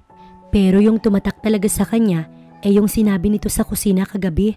Baka talaga nagkukumbulsyon lang kaya ganun at kung ano-ano na yung mga sinasabi. Hoy Ayami, anong oras na? Ngayon ka lamang nagising? Baka akala mo amo ka rito ha? Huwag kang assuming girl, masasaktan ka lang. Natigilan siya habang nagtitimpla ng kape nang pumasok sa kusina si Laura. Sino naman ang nag-a-assume? Siya talaga ang sinabihan nito? Baka itong kausap niya. Kung ako sa'yo, lubayan ko na si Sir Jeston dahil hindi mapapasayo si Sir. Mahiya ka naman sa balat mo. Tignan mo nga yan, parang mas makinis pa yung balat ng kahoy kaysa dyan sa kutis mo. Umikot ito at tila nandidiring itinuro ang kanyang braso. Hindi ba nito alam na pwede niyang ibuhos sa pagmumukha nito ang hawak niyang heater na may kumukulong tubig? Abat hindi yata natatakot sa kung anong kaya niyang gawin sa matalim nitong bibig. Laura, maglinis ka na doon. Ang aga-aga kung ano na naman yung pinagsasasabi mo kay Ayami. Nakikita mo ba yung hawak niya? Sabay silang napatingin sa hawak niyang heater. Subukan niya lang manang. Anito at agad umalis doon. Mabuti na lang lumabas si Nanay Mona dahil kung hindi, baka sa mukha ni Laura niya ibuhos ang sobrang tubig sa heater. Siyempre para magising din. Aya, hayaan mo na si Laura, masanay ka na doon. Sadyang hindi lang yun napalaki ng maayos ng kanyang ina. Naupo siya bago nagsalita. Okay lang Nay, huwag niyo akong alalahanin. Ngumiti ang matanda, binuksan nito ang fridge at kumuha ng lulutuing ulam sa agahan. Matapos naman niyang magkape, nagpaalam na siya. Sige ho, kailangan ko pa kasing puntahan ng mga bata sa taas. Aya iha, ang sabi ni Sir Jeston, wag mo na daw munang papapasukin si Jesseline ngayon kasi mukhang may pupuntahan yata sila ng daddy niya mamaya. Nagtaka siya, saan naman kaya? Dapat kahapon na nila ginawa dahil linggo at Lunes ngayon. Pero kahit ano man ang isipin niya, wala pa rin siyang magagawa dahil yaya lang naman siya ng mga bata. Jesseline, saan daw ba kayo pupunta ng daddy mo mamaya? Tanong niya habang sinusuklay ito. Unti-unti nang nagbabago yung ugali ng panganay ng amo niya. Hindi tulad nung unang pasok niya bilang kasambahay na puro kamalditahan lang yung pinapakita nito. Death anniversary po ni Mami. Every year, pumupunta po kami sa cemetery para magsindi ng kandila. Nasagot din ang tanong sa kanyang isipan. Kaya pala, pero bakit para yatang nasasaktan siya? Iniling-iling niya ang ulo para iwaksi sa isip ang mga pumapasok doon. Hindi yun tama. Bakit niya ba nararamdaman yun? Asawa naman yun ni Jeston na boss niya at ina ng mga alaga niya. Hindi na siya pinasama kaya wala siyang gagawin. Nilinis na lamang niya ang silid ng mga bata at pinalitan ng mga bedsheet, punda at mga kumot. Nag-vacuum din siya sa bawat silid ng dalawa. Nang matapos siya, saglit siyang naupo sa gilid ng kama ni Jesseline. Ngunit natigil siya nang makita ang drawing book ng bata sa ibabaw ng side table. Isang nanay, tatay at dalawang mga bata, mukhang si Jesseline at si Jesseline, ngunit may nakalagay na X sa babae na mukhang si Madeline. Ibig sabihin ay wala na to. Ang sumunod na larawan ay isang babae na sa banta niya ay siya dahil may nakalagay na yaya sa ibaba. May X din yun. Nagtaka nga siya. Binuklat niya ang sunod na pahina. Ayoko masaktan ulit si daddy kaya ayoko magkaroon ulit siya ng wife. Kaya ba may X siya? Pero wala naman siyang ginagawa. Nanlulumo niyang ibinalik ang drawing book ng bata sa ibabaw ng side table. Kinagabihan, tulog na ang mga bata nang puntahan niya mga ito sa silid ng bawat isa. Isang araw kasing umalis ang mag-ama at pagbalik nila, tulog na ang mga ito.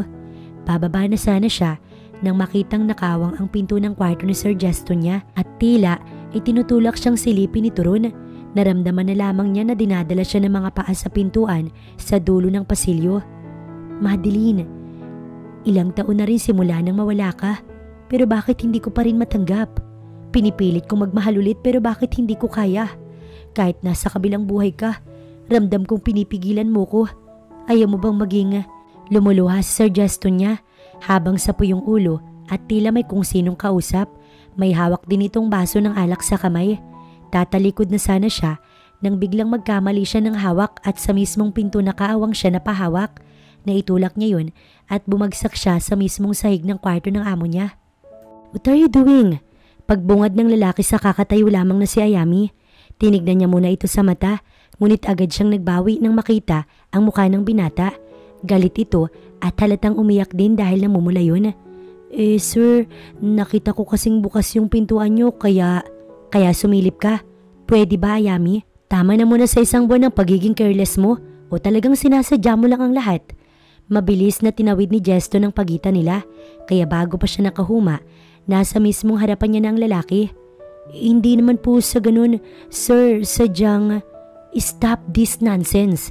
Ano bang gusto mo? Ako ba? Fine, pagbibigyan kita. Hindi na siya nakasagot nang sunggaban ng maalab na halik ang nakaawang niyang labi. Nanlalaki ang mga mata niya. Pilit ding pinagagalawang kamay upang itulak ang boss pero hindi man lang ito nagpapatinag. Ginalugad na animoy may hinahanap. Marahas ang bawat paghalik nito. Napapapikit siya. Hindi sa kakaibang pakiramdam kung hindi dahil sa sakit na ginagawa nito. Ramdam din niyang tila dumugo ang labi niya dahil sa pagkagat ng lalaki doon. Ang mga kamay ni Justin unti-unti na rin gumagalaw.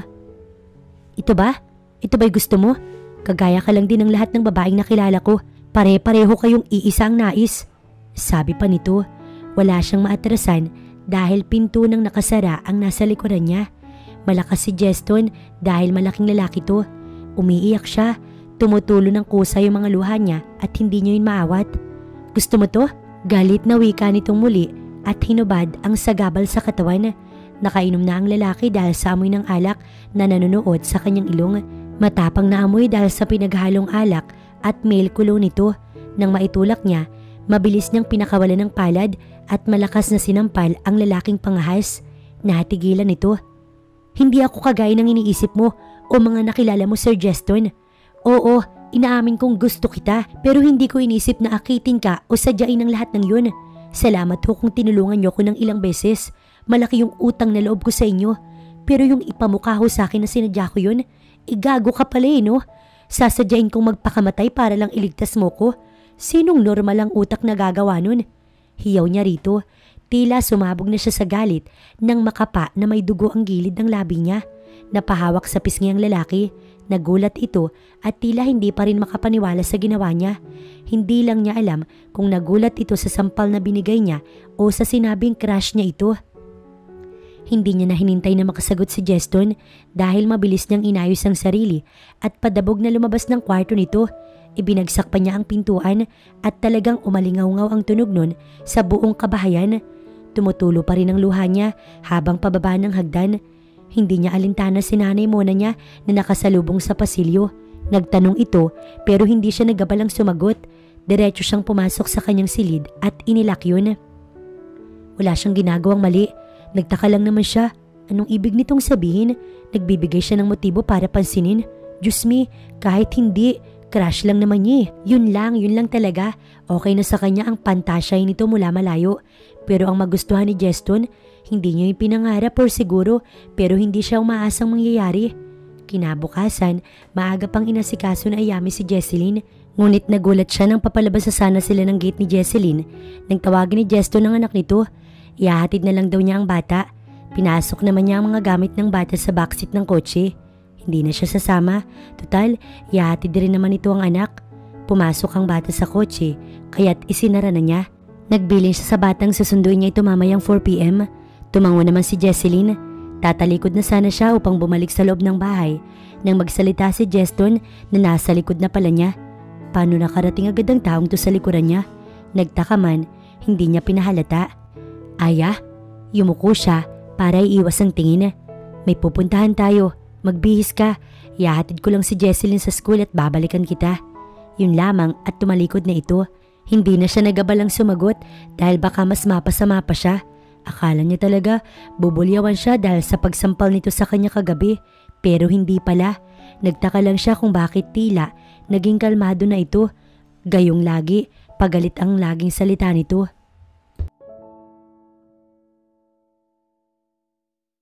Nakatingin lang siya sa labas ng bintana ng sasakyan habang patuloy ito sa pag-andar. Si Sir Jess na ang nagmamaneho nun.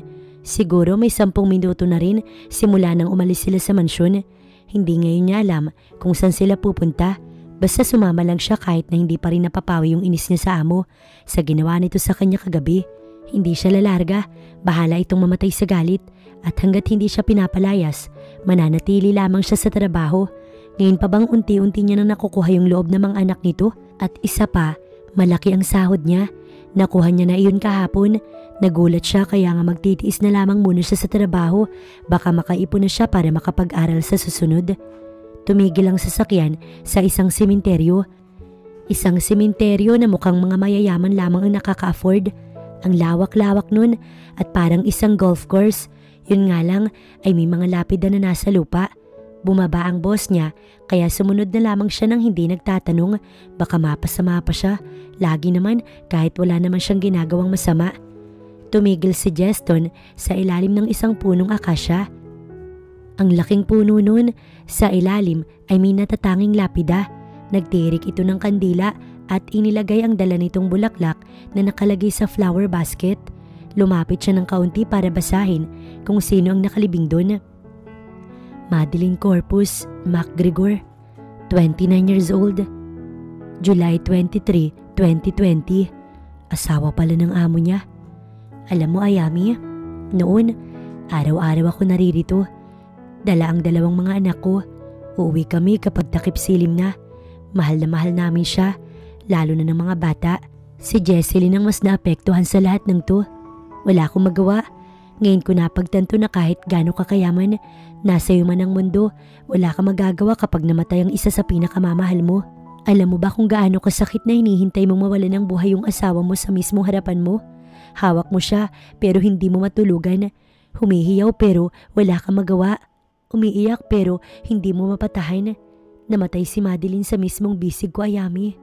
Kahit gusto kong sumigaw, magwala at sisihin ng Diyos, pinilit kong hindi gawin dahil alam nito kung anong nararapat para sa akin.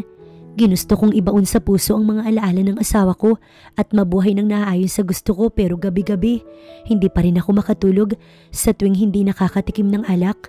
Tahimik lamang siya habang nakikinig, ngunit lumuluha nang hindi niya napapansin. Awang-awa siya sa amo. Kung pwede lamang niya itong yakapin at sabihing ayos lang ang lahat o kung iyon lang ang lunas, ginawa niya na. Alam mo bang nung hindi pa ikaw yung yaya ng mga anak ko, ay 3 taong dinadalaw ako ng aking asawa sa aking panaginip. Gabi-gabi hindi ako makatulog kapag hindi ako nalalasing. Pero nang dumating ka, bigla na lang yung nawala. Napakurap-kurap siya. Tila inaalisa ang mga sinasabi nito. Anong ibig sabihin nun? Siya ang nagpawala sa problema, ganun ba? Hindi ko alam kung anong gusto ni Madeline, kaya isinama kita rito para makita mo mismo yung babaeng naging bahagi ng nakaraan ko. Lumapit siya at kinuha ang kandilang iniabot sa kanya ng binata. Sinindihan niya yon at inilagay sa ibabaw ng lapida nito at saglit na nagdasal. Matapos niyang gawin yon, isang malakas na hangin ang umihip sa bahaging yon. Inilipad-lipad ang mahaba niyang buhok, maging ang mga kandila bigla ring namatay kaya't muli nilang sinindihan. Nagkatinginan silang dalawa. Ano ang gustong ipahiwatig sa kanila ni Madeline? Nagtatayuan na rin ang mga balahibo niya sa buong katawan. Nayakap ang sarili dahil sa lamig ng hanging dumadampi sa kanyang balat. Nagulat pa siya nang maramdamang may inilagay ang sir niya sa kanyang balikat. Coat pala ito ng binata. Nagulat man, hindi na lamang niya pinahalata. Naguguluhan pa rin siya hanggang sa makasakay ng kotse. Ni hindi man lang nga nagsalita ang dalaga. Ni isang kataga, wala siyang binitiwan. Ano naman ang sasabihin niya? Ano ang itatanong? Paano niya sasabihin ang mga iniisip kung maging siya hindi alam kung paano uumpisahan? Halata ni Ayami na manaka-naka kung tignan siya ng kanyang amo, ngunit patay mali siya lang siya sa pagtitig sa labas ng bintana. Naiisip pa rin kasi ng dalaga ang mga sinabi ni Sir Jeston niya kagabi. Kagaya ka lang din ng mga babaeng nakilala ko. Yon ang sinabi ni Jeston. Pare-pareho lang kayong lahat. Hindi siya kagaya ng mga kakilala nito kung iniisip nitong nagbibigay siya ng motibo. Pwes hindi. Sadyang nagwapuhan lamang siya sa amo kaya crush niya ito. Hindi siya umaasa. Ayos na siya sa pagtitig at pagpapantasya rito. At hanggang doon lamang yun. Hindi niya sisirain ang pagkatao para lamang akitin o kung ano man ang gustong sabihin sa kanya kagabi ng lalaki. Ngayon, dahil sa mga ginawa't sinabi ni Jeston kagabi, tila unti-unting nadismaya siya. Parang ang paghanga niya pilit na binubura sa puso at isipan dahil iniisip niya na hindi deserve ni Jeston ang kanyang paghanga. Isa pa, baka ano pang isipin nito kapag pinagpatuloy niya yun. Gusto na lamang niya ngayon ay ang magtrabaho at pagtuunan ng atensyon ang mga alaga at syempre para kumita ng pera para sa mga pangarap niyang negosyo at bahay. Kailangan niya rin ng pera para makapag-aral sa kolehiyo. Bumaba si Jeston at himalat pinagbuksan siya ng pintuan. Tila yata naghimala ang langit dahil sa ipinapakita nito. Salamat, bulong niya at simpleng bumaba ron. Nasa harap sila ng isang malaking mall sa Quezon City. Namamangha siya dahil sa tanda niyang ito, ngayon pa lamang siya makakapasok sa ganito kalaking lugar. Sumunod na lamang siya at hindi na nagtanong, baka kasi may bibilhin ito kaya sila narito. Dumiretso sila sa bilihan ng mga laruan, mukhang para sa mga anak nito kaya sila narito. Namamangha sa ganda ng mga laruan, teddy bears, mga kitchen set sa mga bata, bicycles at mga robots. May mga kung ano-ano pang naroon pero napako ang mga mata niya sa brown teddy bear na may kalakihan, may polka dots na necktie yun at may eyeglasses din. Natawa siya. Naiisip kasi niya si Sir Jeston niya yun. Simple niyang tinignan ang lalaking sa unahan at napaiwas na ng tingin nang mahuli niyang nakatitig din pala sa kanya ang binata. Halatang nagtataka. Iniisip siguro nito na baka nababalo na siya dahil sa paghagikgik niya ngayon lamang.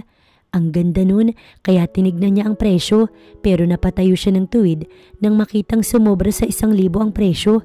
Kinabahan tuloy siya kasi wala siya ganong pera at isa pa'y nagtitipid siya. Nanlulumo niyang ibinalik ang teddy bear at bumalik sa kinaroroonan ni Jeston. Bumili ito ng 2 bicycle, isang pink at isang violet. Mukhang kay Jesselie yung pink at kay Jesselie ng purple. May mga storybooks at kung ano-ano pang binili si Jeston. Ang sales assistant na lalaki ang pinagbuhat nito ng mga binili ng kanyang amo. Sumunod siya sa lalaki at hindi niya na hinintay si Jeston. Baka ano pa kasi ang isipin ng lalaking yun. Salamat ha, ngumiti ang estranghero. Welcome ma'am, ang ganda niyo po. Salamat. Kumuha siya ng 100 sa bulsa at inabot sa lalaki. O ito pang merienda, ani niya. Nakakahiya naman kasi kung walang maibigay na tip gayong ang layo ng nilakad nito. Wag na po ma'am, kung okay lang po pwedeng number nyo. Ayami? Napalingon sila ng sabay ng lalaki nang may tumawag sa kanyang pangalan. Sige ma'am, galit na po yata yung BF mo. Ha? Hindi hindi ko siya boyfriend. Oo, boyfriend niya ako, kaya pwede ka nang bumalik sa trabaho mo. Natameme na lamang siya nang mabilis na tumalikod ang lalaki dahil sa galit na tono ng boses nito. Ano pinagsasasabi nito? Na-late lang ako ng ilang segundo, may kausap ka na. Para talagang wala na siyang karapatang makipag-usap sa iba. Sa klase pa lang ng titig nitong ipinupukol sa kanya. Parang gusto siyang ipasok sa bulsa pero hindi pa rin siya sumagot. Here. Nagulat na lamang siya nang may ibigay itong teddy bear.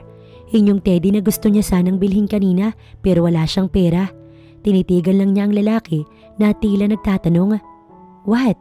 That's for you. Pagsusuplado nito bago siya tinalikuran. Napangiti siya ng lihim at saglit yung niyakap. Hello Mr. Jess. Bulong niya sa teddy bear at hinalikan na yun sa ilong. Ngayon ay ika-4 na kaarawan ni Jesselie.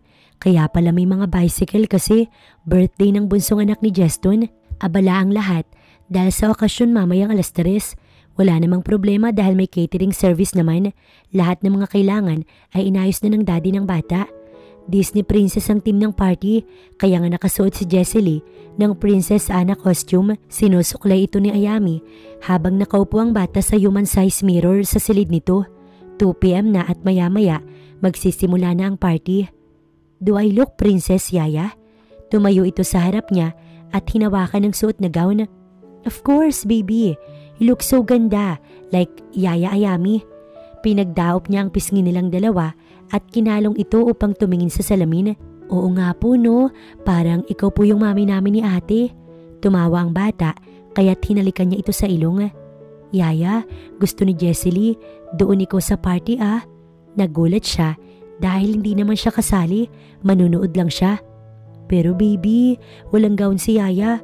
Isa pa, nandun naman si daddy mo, di ba? Ngiti niyang paliwanag. No, gusto ko ikaw din doon, Yaya. Sandali siyang nag-isip kung paano kukumbinsihin si Jessie Lee nang bigla namang bumukas ang pinto at iniluwanon si Laura. Nakasuot din ito ng costume. Ako na lang baby kasi ako may costume. O, ang ganda ni Ate Laura, right? Tinignan ito ng bata maging siya. Ayoko sa'yo. I want Yaya Ayami. Maktol ng bata. Nagulat na lang si Laura, ngunit pilit itong umiti at muling nagsalita. Wala namang costume si Yaya mo eh, kaya halika na, dalawa na lang tayo. Hinawakan pa nito ang kamay ng bata at nakita niya ang mahigpit na pagyapos ng kamay nito sa pulsuhan ng alaga niya. Kaya maagap na hinila niya si Jessie Lee at pilit kinuha ang kamay ng bata. Ano ba, Yami? Bitawan mo nga. Nagdilim ang paningin niya nang basta-basta na lamang nitong hinila ng malakas ang braso ni Jessie Lee, kaya ito umiyak. Bitawan mo, Laura. Nasasaktan ng bata. Tahan na, baby. Sabing bitawan mo eh. Kinalong niya ito at pilit kinuha ang kamay ni Laura sa pulsuhan ni Jessie Lee.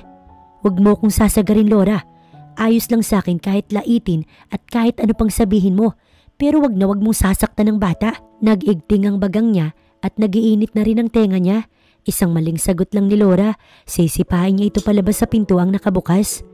Aba, matapang ka na. Baka nakakalimutan mo. Mas nauna ako sa'yo rito. Kaya wag kang umasta na ikaw yung ina ng mga bata. Dahil kahit santignan, Yaya ka lang. Muchacha, alipin, utusan. At itong tandaan mo. At the end of the day, mananatili kang Yaya. Hindi ko yun nakakalimutan, Laura. Pinahilig niya ang ulo ni Jessie Lee sa balikat at tinakpan ng tenga ng bata para kahit paano hindi nito marinig ang masamang mga salitang sasabihin niya sa kausap. At sana wag ka ring makakalimot na kagaya ko, muchacha ka lang din, utusan alipin na kagaya ko, at ang trabahong to ay nasa akin, kaya wag mong pakialamanan at wag mong uulitin ang ginawa mo. Dahil baka mapasama ka sa akin. Hindi ako pinalaki ng mga magulang ko para apihin ng kung sino. Habang sinasabi niya yun, dahan-dahan siyang humahakbang. Paatras naman ang paatras si Laura hanggang bumangga sa pintuang nakabukas. Walang yaka. Kasabay ng mga katagang yun ay ang pagsabunot ni Laura sa mahaba niyang buhok. Kamuntik nitong maihulog si Jessie Lee, pero nang makahuma, binaba niya ang bata. Kahit nasasaktan, hindi niya hinayaang matamaan ng alaga. Walang yaka! Walang yaka! Sigaw ng babae. Nang makatayo, sinipa niya sa tiyan si Laura, kaya't tumilapon ito sa labas ng silid. Napahiga sa sahig si Laura. Tumayo siya at inayos ang sarili. Lalapitan niya sana nang umiyak si Laura. Sir, tulong po si Ayami, sir. Sinipa niya po ako. At bumulahaw ng iyak. Nagulat na lang si Ayami nang ibangon ito ng boss nila at tinignan siya nito ng masama. Yaya! Nagkatinginan pa sila nang biglang lumapit si Jessie Lee at yumakap sa kanya habang umiiyak. Ang tatanda nyo na pero nag-aaway pa rin kayo at sa harapan pa ng bata. Nasaan ang mga respeto nyo sa sarili nyo? Paninirmo ni Nanay Mona sa dalawang dalaga na nasa kwarto ni Jessie Lee ng sandaling yun. Kinuha ni Sir Justin nila si Jessie Lee.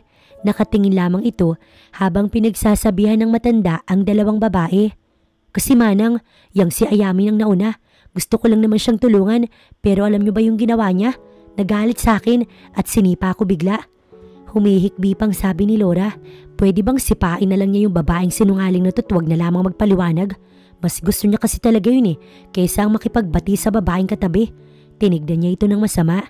Nay, Manang, totoo po yung sinasabi ko. Tutulungan ko lang naman sana siya para bihisan si Jessie Lee. Tapos, kung ano-ano na po yung sinabi niya sa akin, nagsalita ang babae, kaya siya'y natigil. Is that true, Ayami? Sabay pa silang tumingin sa lalaking nasa tapat ng pinto. Hindi. Opo sir, talagang ginawa niya sa akin yun. Gusto ko lang talagang tumulong. Muli ay hindi siya nakapagsalita. Daddy, that's not true. Inaway po ni Ate Laura si Yaya. She grabbed her hair kahit po hindi siya inaano ni Yaya. Di ba po bad yun? Napatingin ang lahat sa batang buhat ng amo nito. Humarap ito sa mga nag-uusap at bigla na lamang sumagot. Nanlalaki ang mga mata ni Laura habang nakatitig ang lahat rito. Sir, hindi. Stop it, Laura. This is all over. Huwag mong sabihin pati ang batay nagsisinungaling. Matatag na wika ni Jeston sa babae. Siya naman ay napangiti dahil sa pagsalo sa kanya ng kanyang alaga. Matapos ng usapang yun, pilit na humingi ng sorry si Laura sa kanya dahil kung hindi, mapapalayas ito sa bahay ng wala sa oras.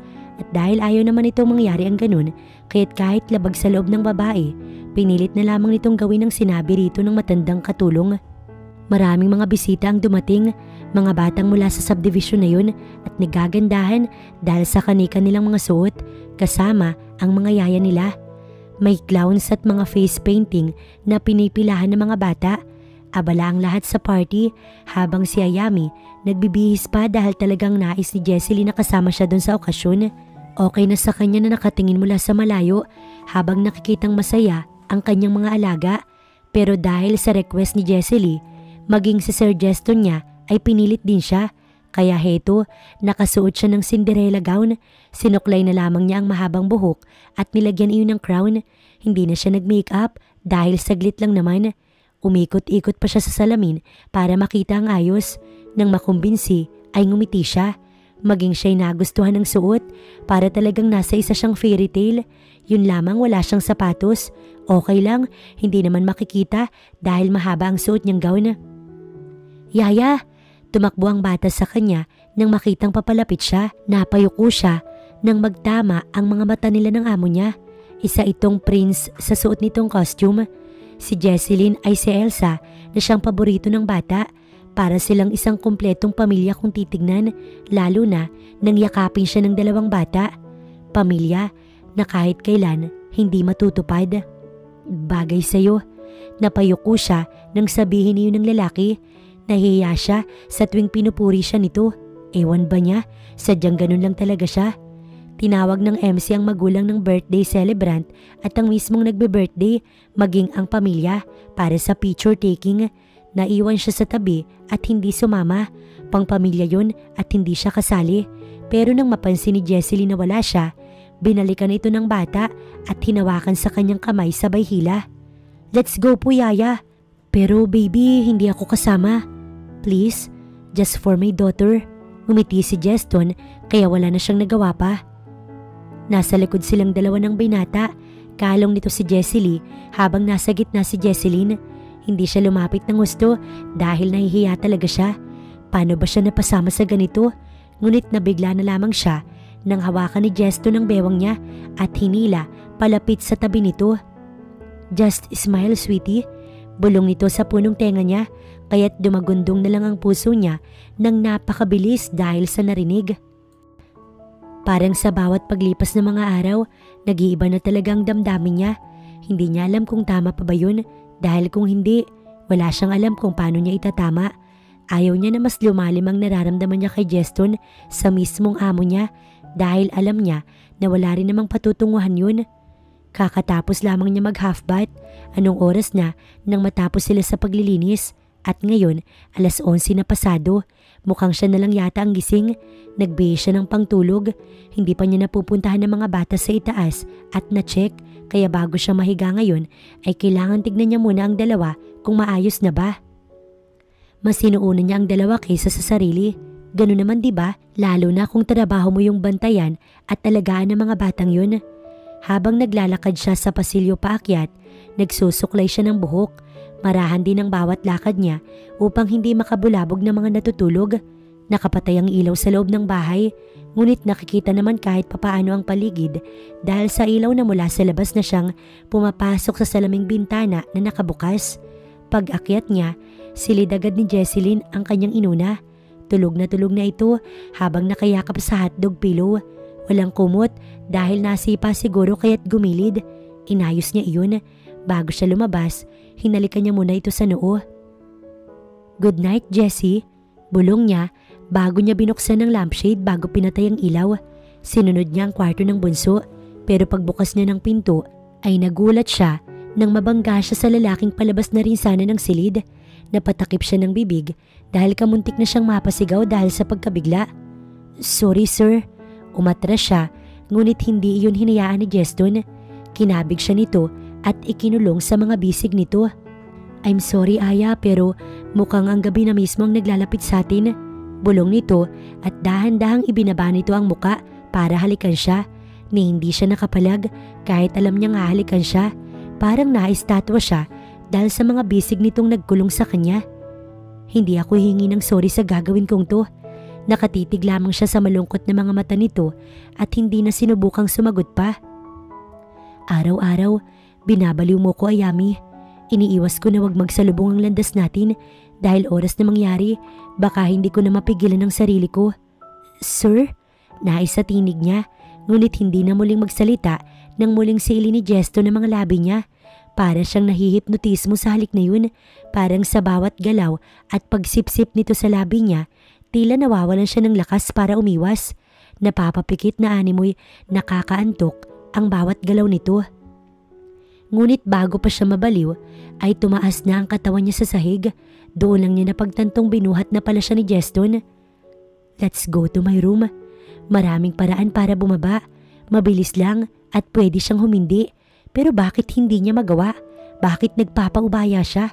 Bakit sumusunod siya sa bawat sabihin nito sa kanya? Bakit? Bakit hindi niya itinulak para bitawan siya? Nagpumiglas para ibaba siya, pero hindi. Hanggang sa marating nila ang silid nito, narinig lang niya ang paglapat ng pinto at paglock nun. Tila nagising siya bigla. "Sir, pasensya na, hindi po ito tama." Bumaba siya at takbang bubuksan ng pinto nang hawakan nito ang pulsuhan niya at maagap na hinila palapit sa kinatatayuan nito. "Please, palabasin mo na lang ako, sir." Naramdaman niya ang pag-iling nito sa leeg niya. "Tama na ang pagpipigil ko sa aking sarili." Bulong nito. Para siyang nakulong sa klase ng pananalita nito. Saan ba nito nakukuha ang mga yun? Anong ibig sabihin? Dahan-dahan nito siyang hinarap. Hinapit nito ang kanyang bewang at hinaplos ang kanyang pisngi. Hindi man lang ito nagsasalita nang siilin siya nito ng mapusok na halik. He was her first kiss. Mas dinikit nito ang sarili sa kanya. Dahan-dahan niyang iginalaw ang kanyang mga labi upang gantihan ng mga halik nito. At ilang sandali lamang, tuluyan na nga nilang nagawa ang bagay na yun. Tuluyan nang nag-isa ang kanilang mga katawan. Pinunasan ng lalaki ang kanyang luha at hinalikan siya. "I'm sorry, sweetheart. Hindi ko alam na berhen ka pa." Bulong nito sa kanya. Hindi man gaanong makakilos dahil sa sakit sa kanyang pagitan, bumangon pa rin si Ayami para magbihis at makalis sa silid ni Jeston. Tulog na tulog ito habang nakadapa sa kama. Sinulyapan niya muna ang alarm clock sa bedside table at 2:30 AM na ng umaga. Kailangan na niya makalabas, baka may magising at makita pa siya doon, mahirap na. O ang malala, magising ang amo niya, hindi pa man din siya handa na harapin ito. Ano naman ang sasabihin niya? Diyos me, nagpalandi talaga siya. Diba nga sinabi niya sa sariling iwawaksin niya ang nararamdaman para rito? Pero bakit bumaliktad yata siya ngayon? Hindi niya na alam kung ano ang susunod na mangyayari matapos nito at hindi pa siya handang harapin kung ano man yun. Oo nga't matapang siya, pero pagdating sa ganitong mga usapin, wala siyang alam dahil lahat ng to ay puro unang beses niya. Si Jeston nga ang unang halik niya. Lahat si Jeston, kaya paano niya pakikisamahan ngayong may nangyari na sa kanila? Hindi lang isa, kundi 3 beses. Grabe yun, wasak na wasak ang itinatago niya. Wala na ang perlas ng sinilangan na pinakaiingatan niya. Matapos magbihis, agad na siyang lumabas ng walang ingay. Pigil hininga yun dahil baka may makasalubong siya at matamimi siya kung ano ang idadahilan. Nakahinga lang siya ng maluwag nang makapasok na siya sa silid niya. Nilock niya yun upang walang sino mang makapasok. Kinabukasan, tahimik lang siya habang naghahanda ng baon ni Jesseline. Palabas na siya ng kusina Nang makita niyang umupo si Sir Jeston niya sa dulong bahagi ng mesa, wala pa si Jesseline, maaga pa kasi. Nagbalot na siya ng babaunin ng bata at inilagay yon sa lunch bag ng bata na nakapatong sa mesa malapit sa kinauupuan ng lalaki. Hindi siya nagangat ng mata dahil ramdam niya ang titig nito sa kanya. Sila lang ang naroon, wala si Laura dahil lumabas kanina.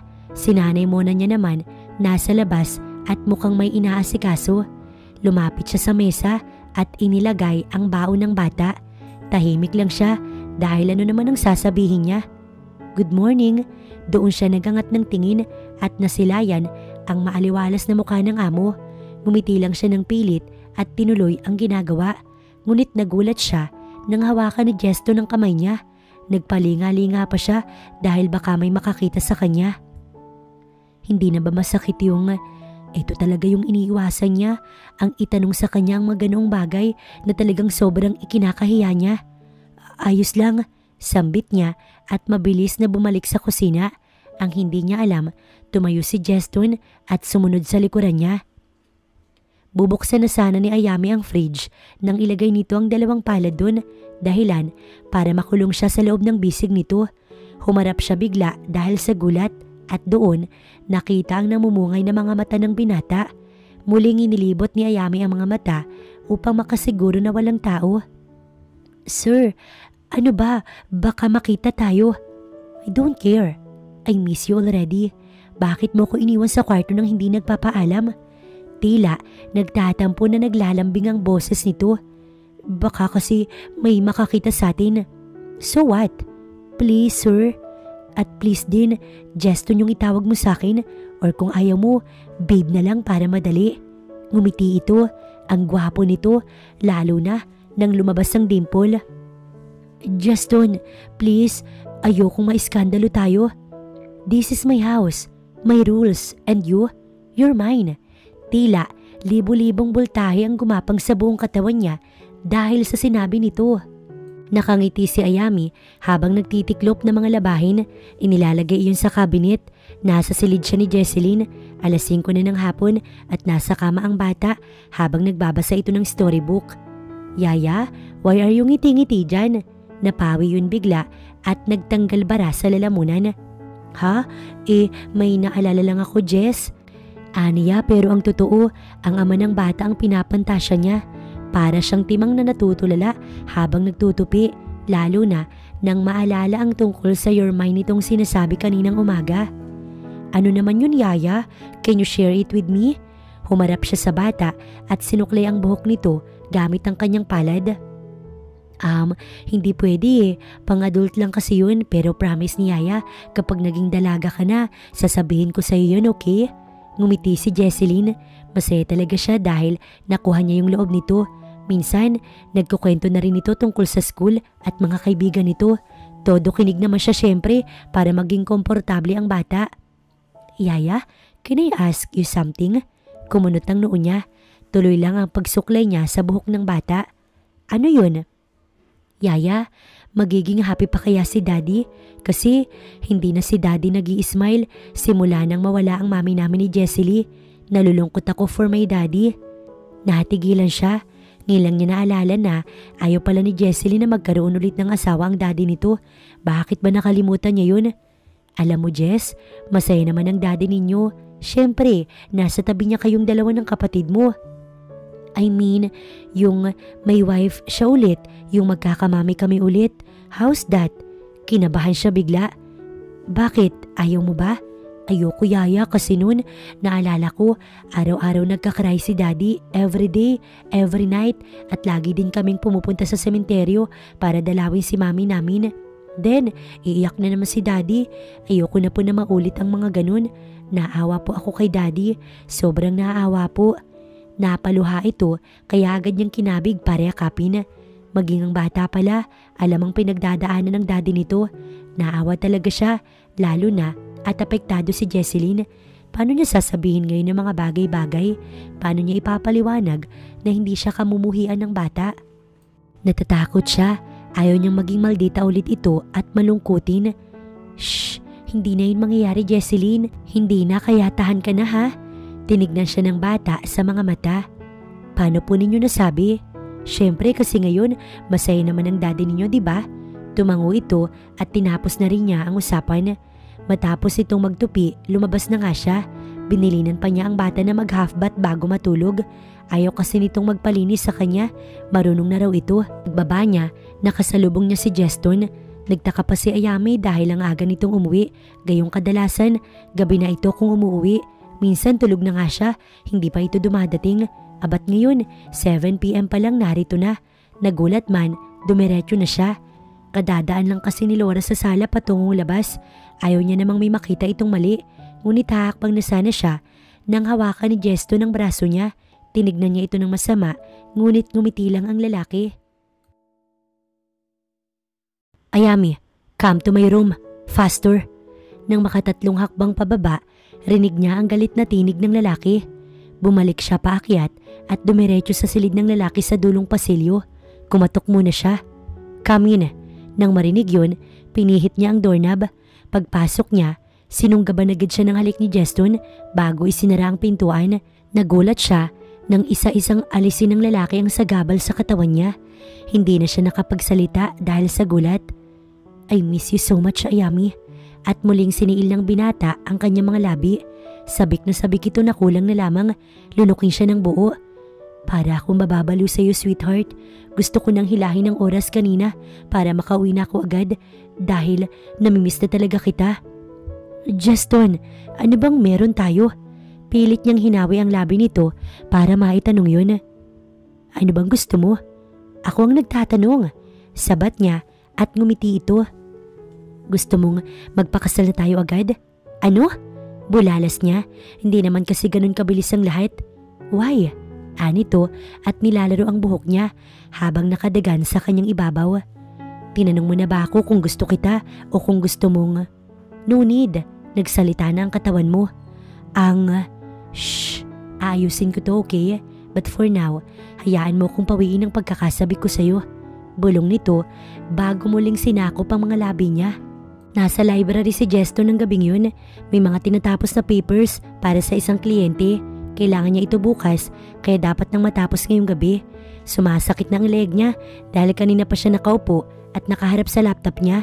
Kanina pa niya pinatawag si Ayami ngunit wala pa rin. Tila araw-araw na lang nasasabik siya rito. Parang hindi buo yung araw niya sa oras na hindi man lang niya ito makita, mahawakan o kaya ay mahalikan. Kahapon, dinalaw niya ulit si Madeline at parang gumaan na rin ang puso niya. Hindi kagaya ng mga nakalipas na buwan na parang ang bigat-bigat ng loob niya. Iniisip nga niya na pati sa pagpili ng mamahalin niyang muli, si Madeline ang gumagawa. Hindi na rin siya dinadalaw ng namayapang asawa sa panaginip. Parang naging normal na ulit ang pagtulog niya sa gabi.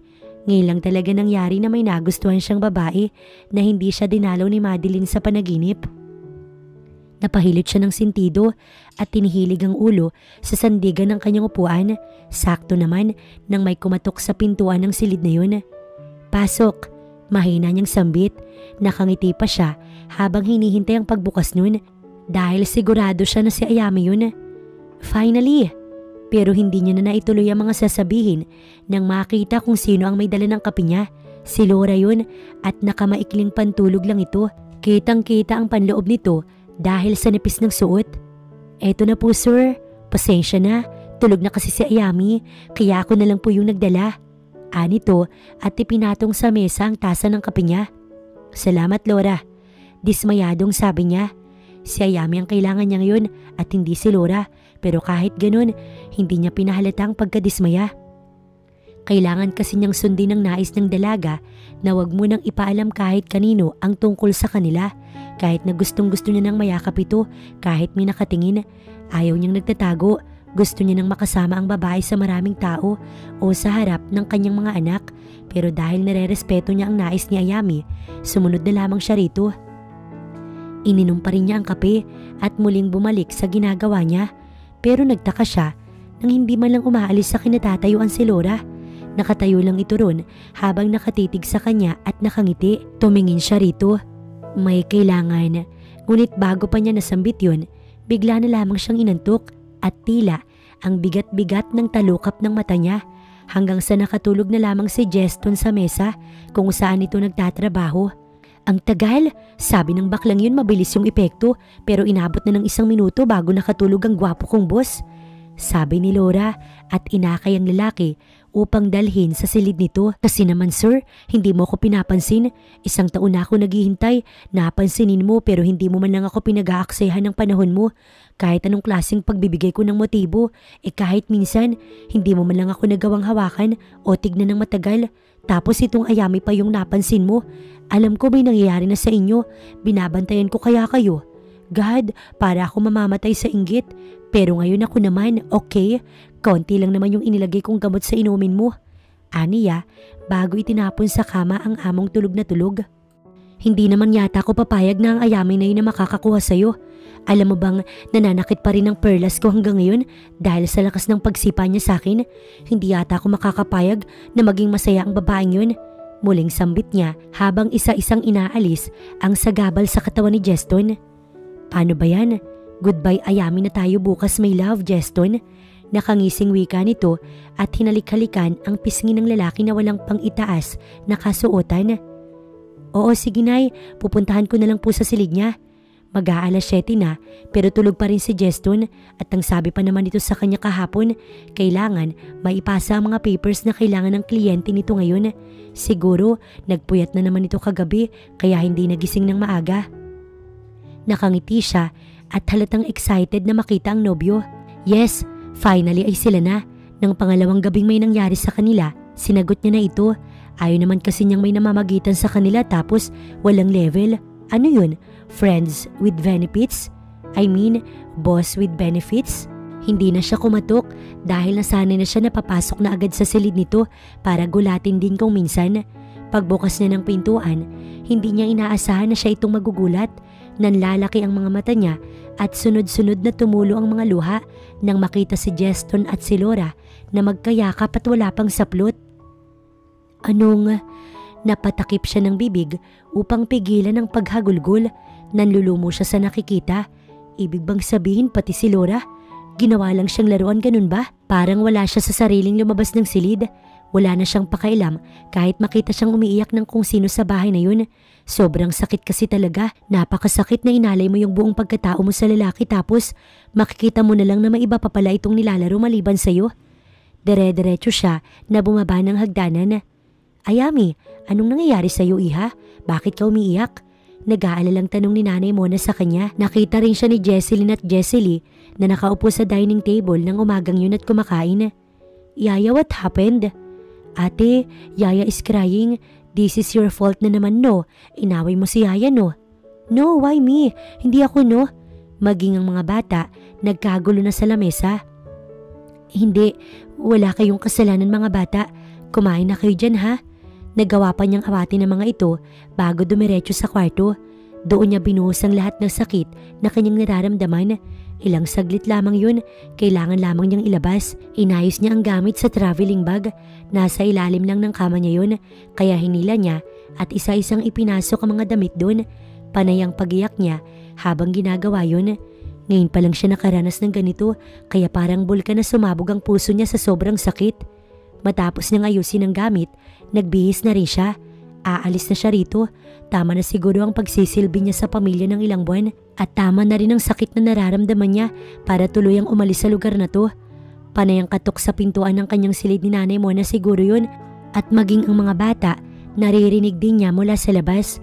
Matapos niyang ayusin ang sarili, binuksan niya ang pintuan. Bumungad agad si Jesseline, Jesselie at Nanay Mona. Iha, bakit? Aalis ka ba? San ka pupunta? Yaya? Aalis ka po? No, don't go Yaya. Mahal kita Yaya. Please, don't leave us Yaya. Yaya please, wag mo kaming iiwan ni Jesselie please. Panay ang yakap ng mga bata sa kanya. Masakit man pero kailangan niyang umalis dahil mas higit siyang nasasaktan kapag ganito ang sitwasyon nila. Yaya no, don't go Yaya please. Hanggang sa pinto, nagmamakaawa pa rin ng mga bata. Mas napaiyak siya dahil doon. Ayami, where are you going? Mula sa itaas ng hagdan, nagsalita si Jeston. Mas napaluha siya. Nakita pa niyang sumunod si Laura sa likuran nito habang mabilis na bumababa ng hagdanan. Ayami, no! Hindi ka alis! Hayaan mo na siya. Bakit ba ninyo pinipigilan kung gustong... Shut up, Laura. Hindi pa tayo tapos mag-usap. Banta nito sa babae pero wala siyang sagot sa lahat ng mga tanong ng mga ito. Dire-diretso siyang lumabas ng bahay kahit panay ang sunod sa kanya ng mga bata. Ayami, ano ba? Hindi mo ba ako naririnig? Matigas na wika ng lalaki. Pasensya na sa inyo kung ginulo ko yung mga buhay ninyo. Aalis na ako para matapos ng lahat ng to. No, Yaya. Yaya, wag mo kaming iiwan. Daddy, please, pigilan mo si Yaya. Sambit pa ng dalawang bata. Paglabas ng gate, lumingon pa siya at umiiyak na nagpaalam sa dalawang bata. Dadalawin pa rin kayo ni Yaya. Pag okay na ako ha, magpapakabait kayo. Huwag kayong magpapasaway, okay? Mahal na mahal ko kayong dalawa.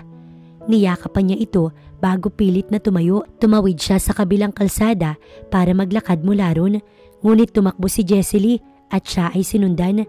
Lumingon siya at halos tumigil ang puso niya na may paparating na kotse. Dali-dali niyang tinapon ang mga dala at tinakbo ang bata. Ilang segundo lamang ang dumaan nang maitulak niya ito sa gilid ng kalsada. Ngunit siya, Ayami! Sigaw ni Jeston. Nakita pa niya itong tumatakbo palapit sa kanya bago siya napikit. Nagtaka siya habang palinga-linga sa paligid. Nasa isa siyang lugar na hindi siya pamilyar. Wala siyang makita kundi isang napakalawak na bukirin at ang paligid ay nababalot ng magagandang mga bulaklak. Naisip niya baka patay na siya. Sana nga para matapos ng paghihirap ng puso niya. Ayami! Ayami! Mula sa kung saan, narinig niya ang kanyang pangalan. Luminga-linga siya upang hanapin kung sino ang tumawag sa kanyang pangalan at mula sa kawalan, lumabas ang isang napakagandang babae na nakasuot ng bestidang puti hanggang sakong. Palapit ito sa kinatatayuan niya habang ito ay nakangiti. Parang pamilyar ang mukha nito sa kanya. Siguradong nakita niya na ito mula sa... Madeline? Bulong ng puso niya at nagsitayuan ang mga balahibo niya sa buong katawan niya. Huwag kang matakot sa akin. Narito ko para tulungan kang makabalik. Ikaw na sana ang bahala sa mga anak ko, Ayami, at sa lalaking bahagi ng puso ko. Maraming salamat sa pagmamahal mo sa kanila kahit hindi mo sila kaano-ano. Sana patuloy mong pakamahalin ng mga bata. Sa iyo ko na inihahabili ng aking pinakamamahal na pamilya. Hinaplos nito ang kanyang muka at naramdaman na lamang ni Ayami ang malakas na hangin na umihip na nagpagising sa kanyang kamalayan. Isang panaginip, ngunit tila totoong-totoo ang mga iyon. Kinurap-kurap niya ang kanyang mga mata. Purong puti ang kisame, maging ang kama ay nababalot din ng puting bedsheet at puting kumot. Nasa hospital ba siya? Iginalaw niya ang mga kamay.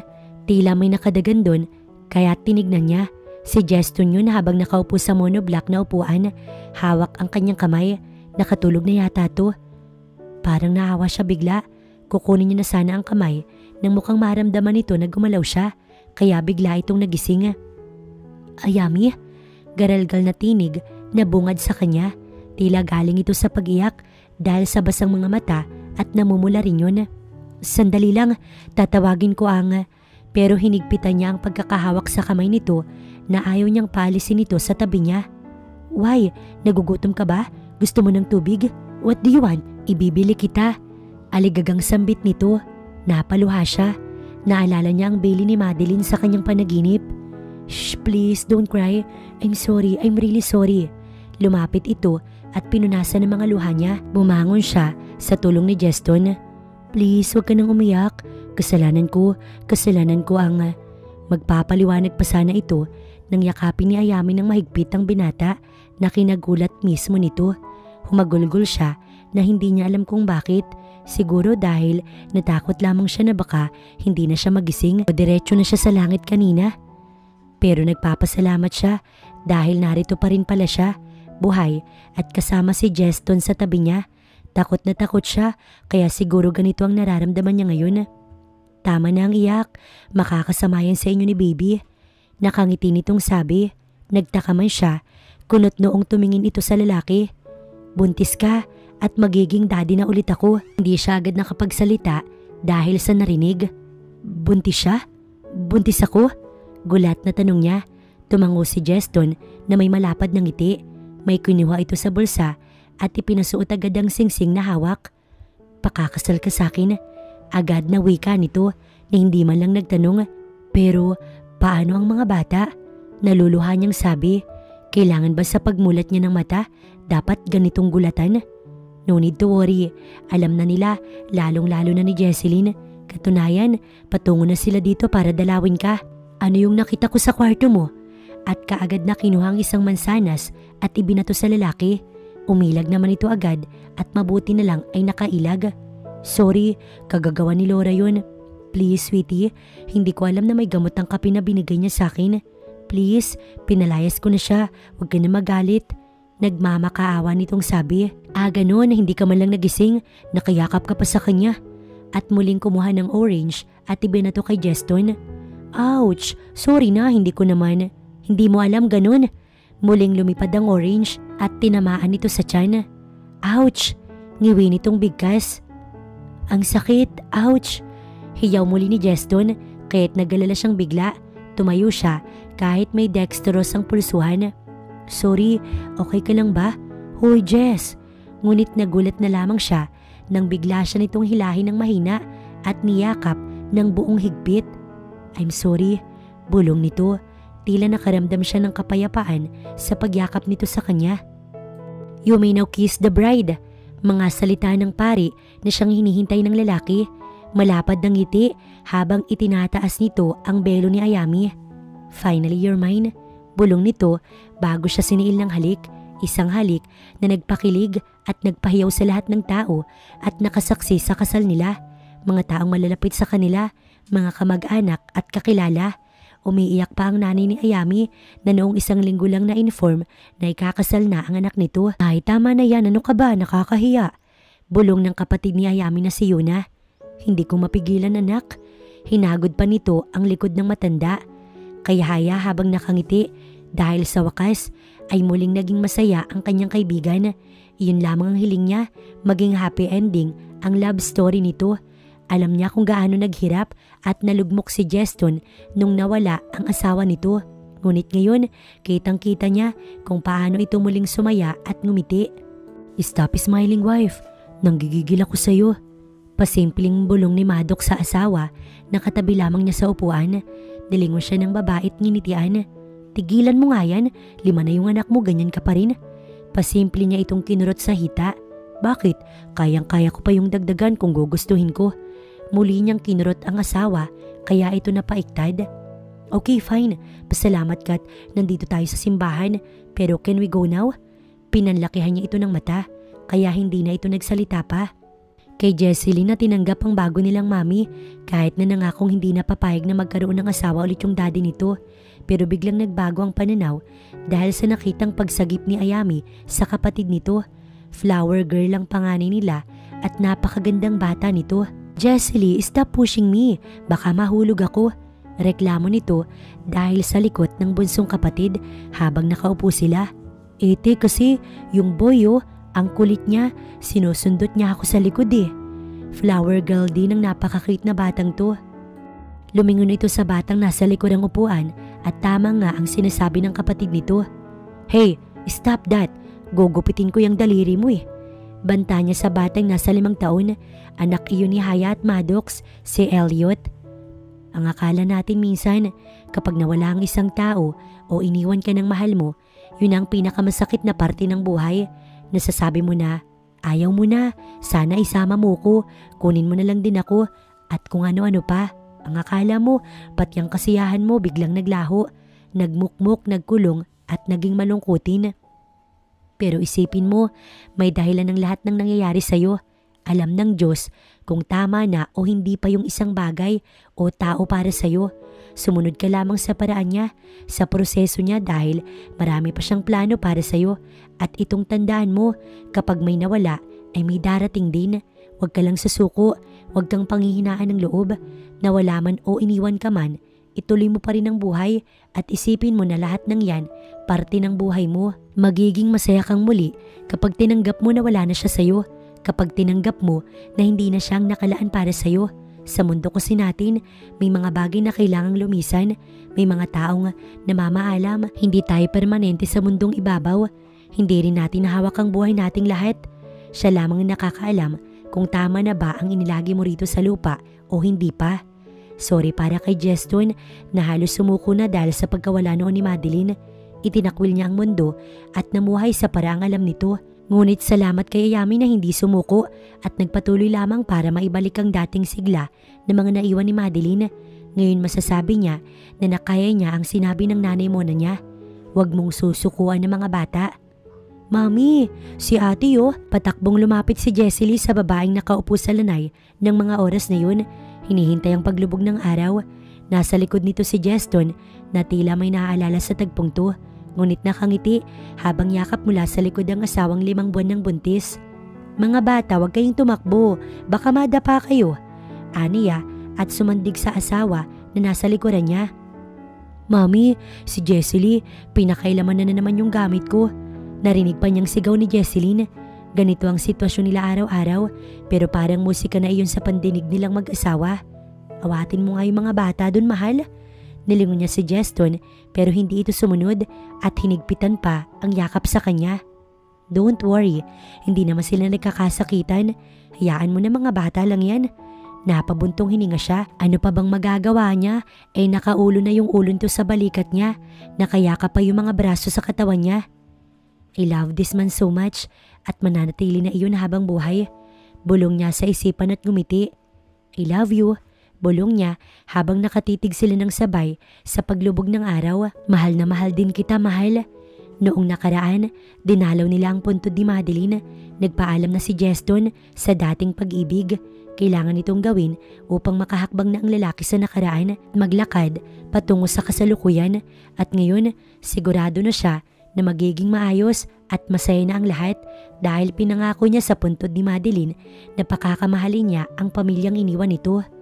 Mami, hiyaw ni Jessie Lee, mukhang nagkasakitan na naman. Mahal, puntahan mo na nga doon, dali. Wala nang nagawa si Jeston kundi ang sumunod.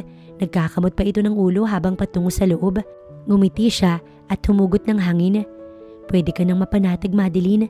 Salamat at ako yung pinili mo para sa kanila. Bulong niya sa kawalan bago pumasok sa loob ng mansyon.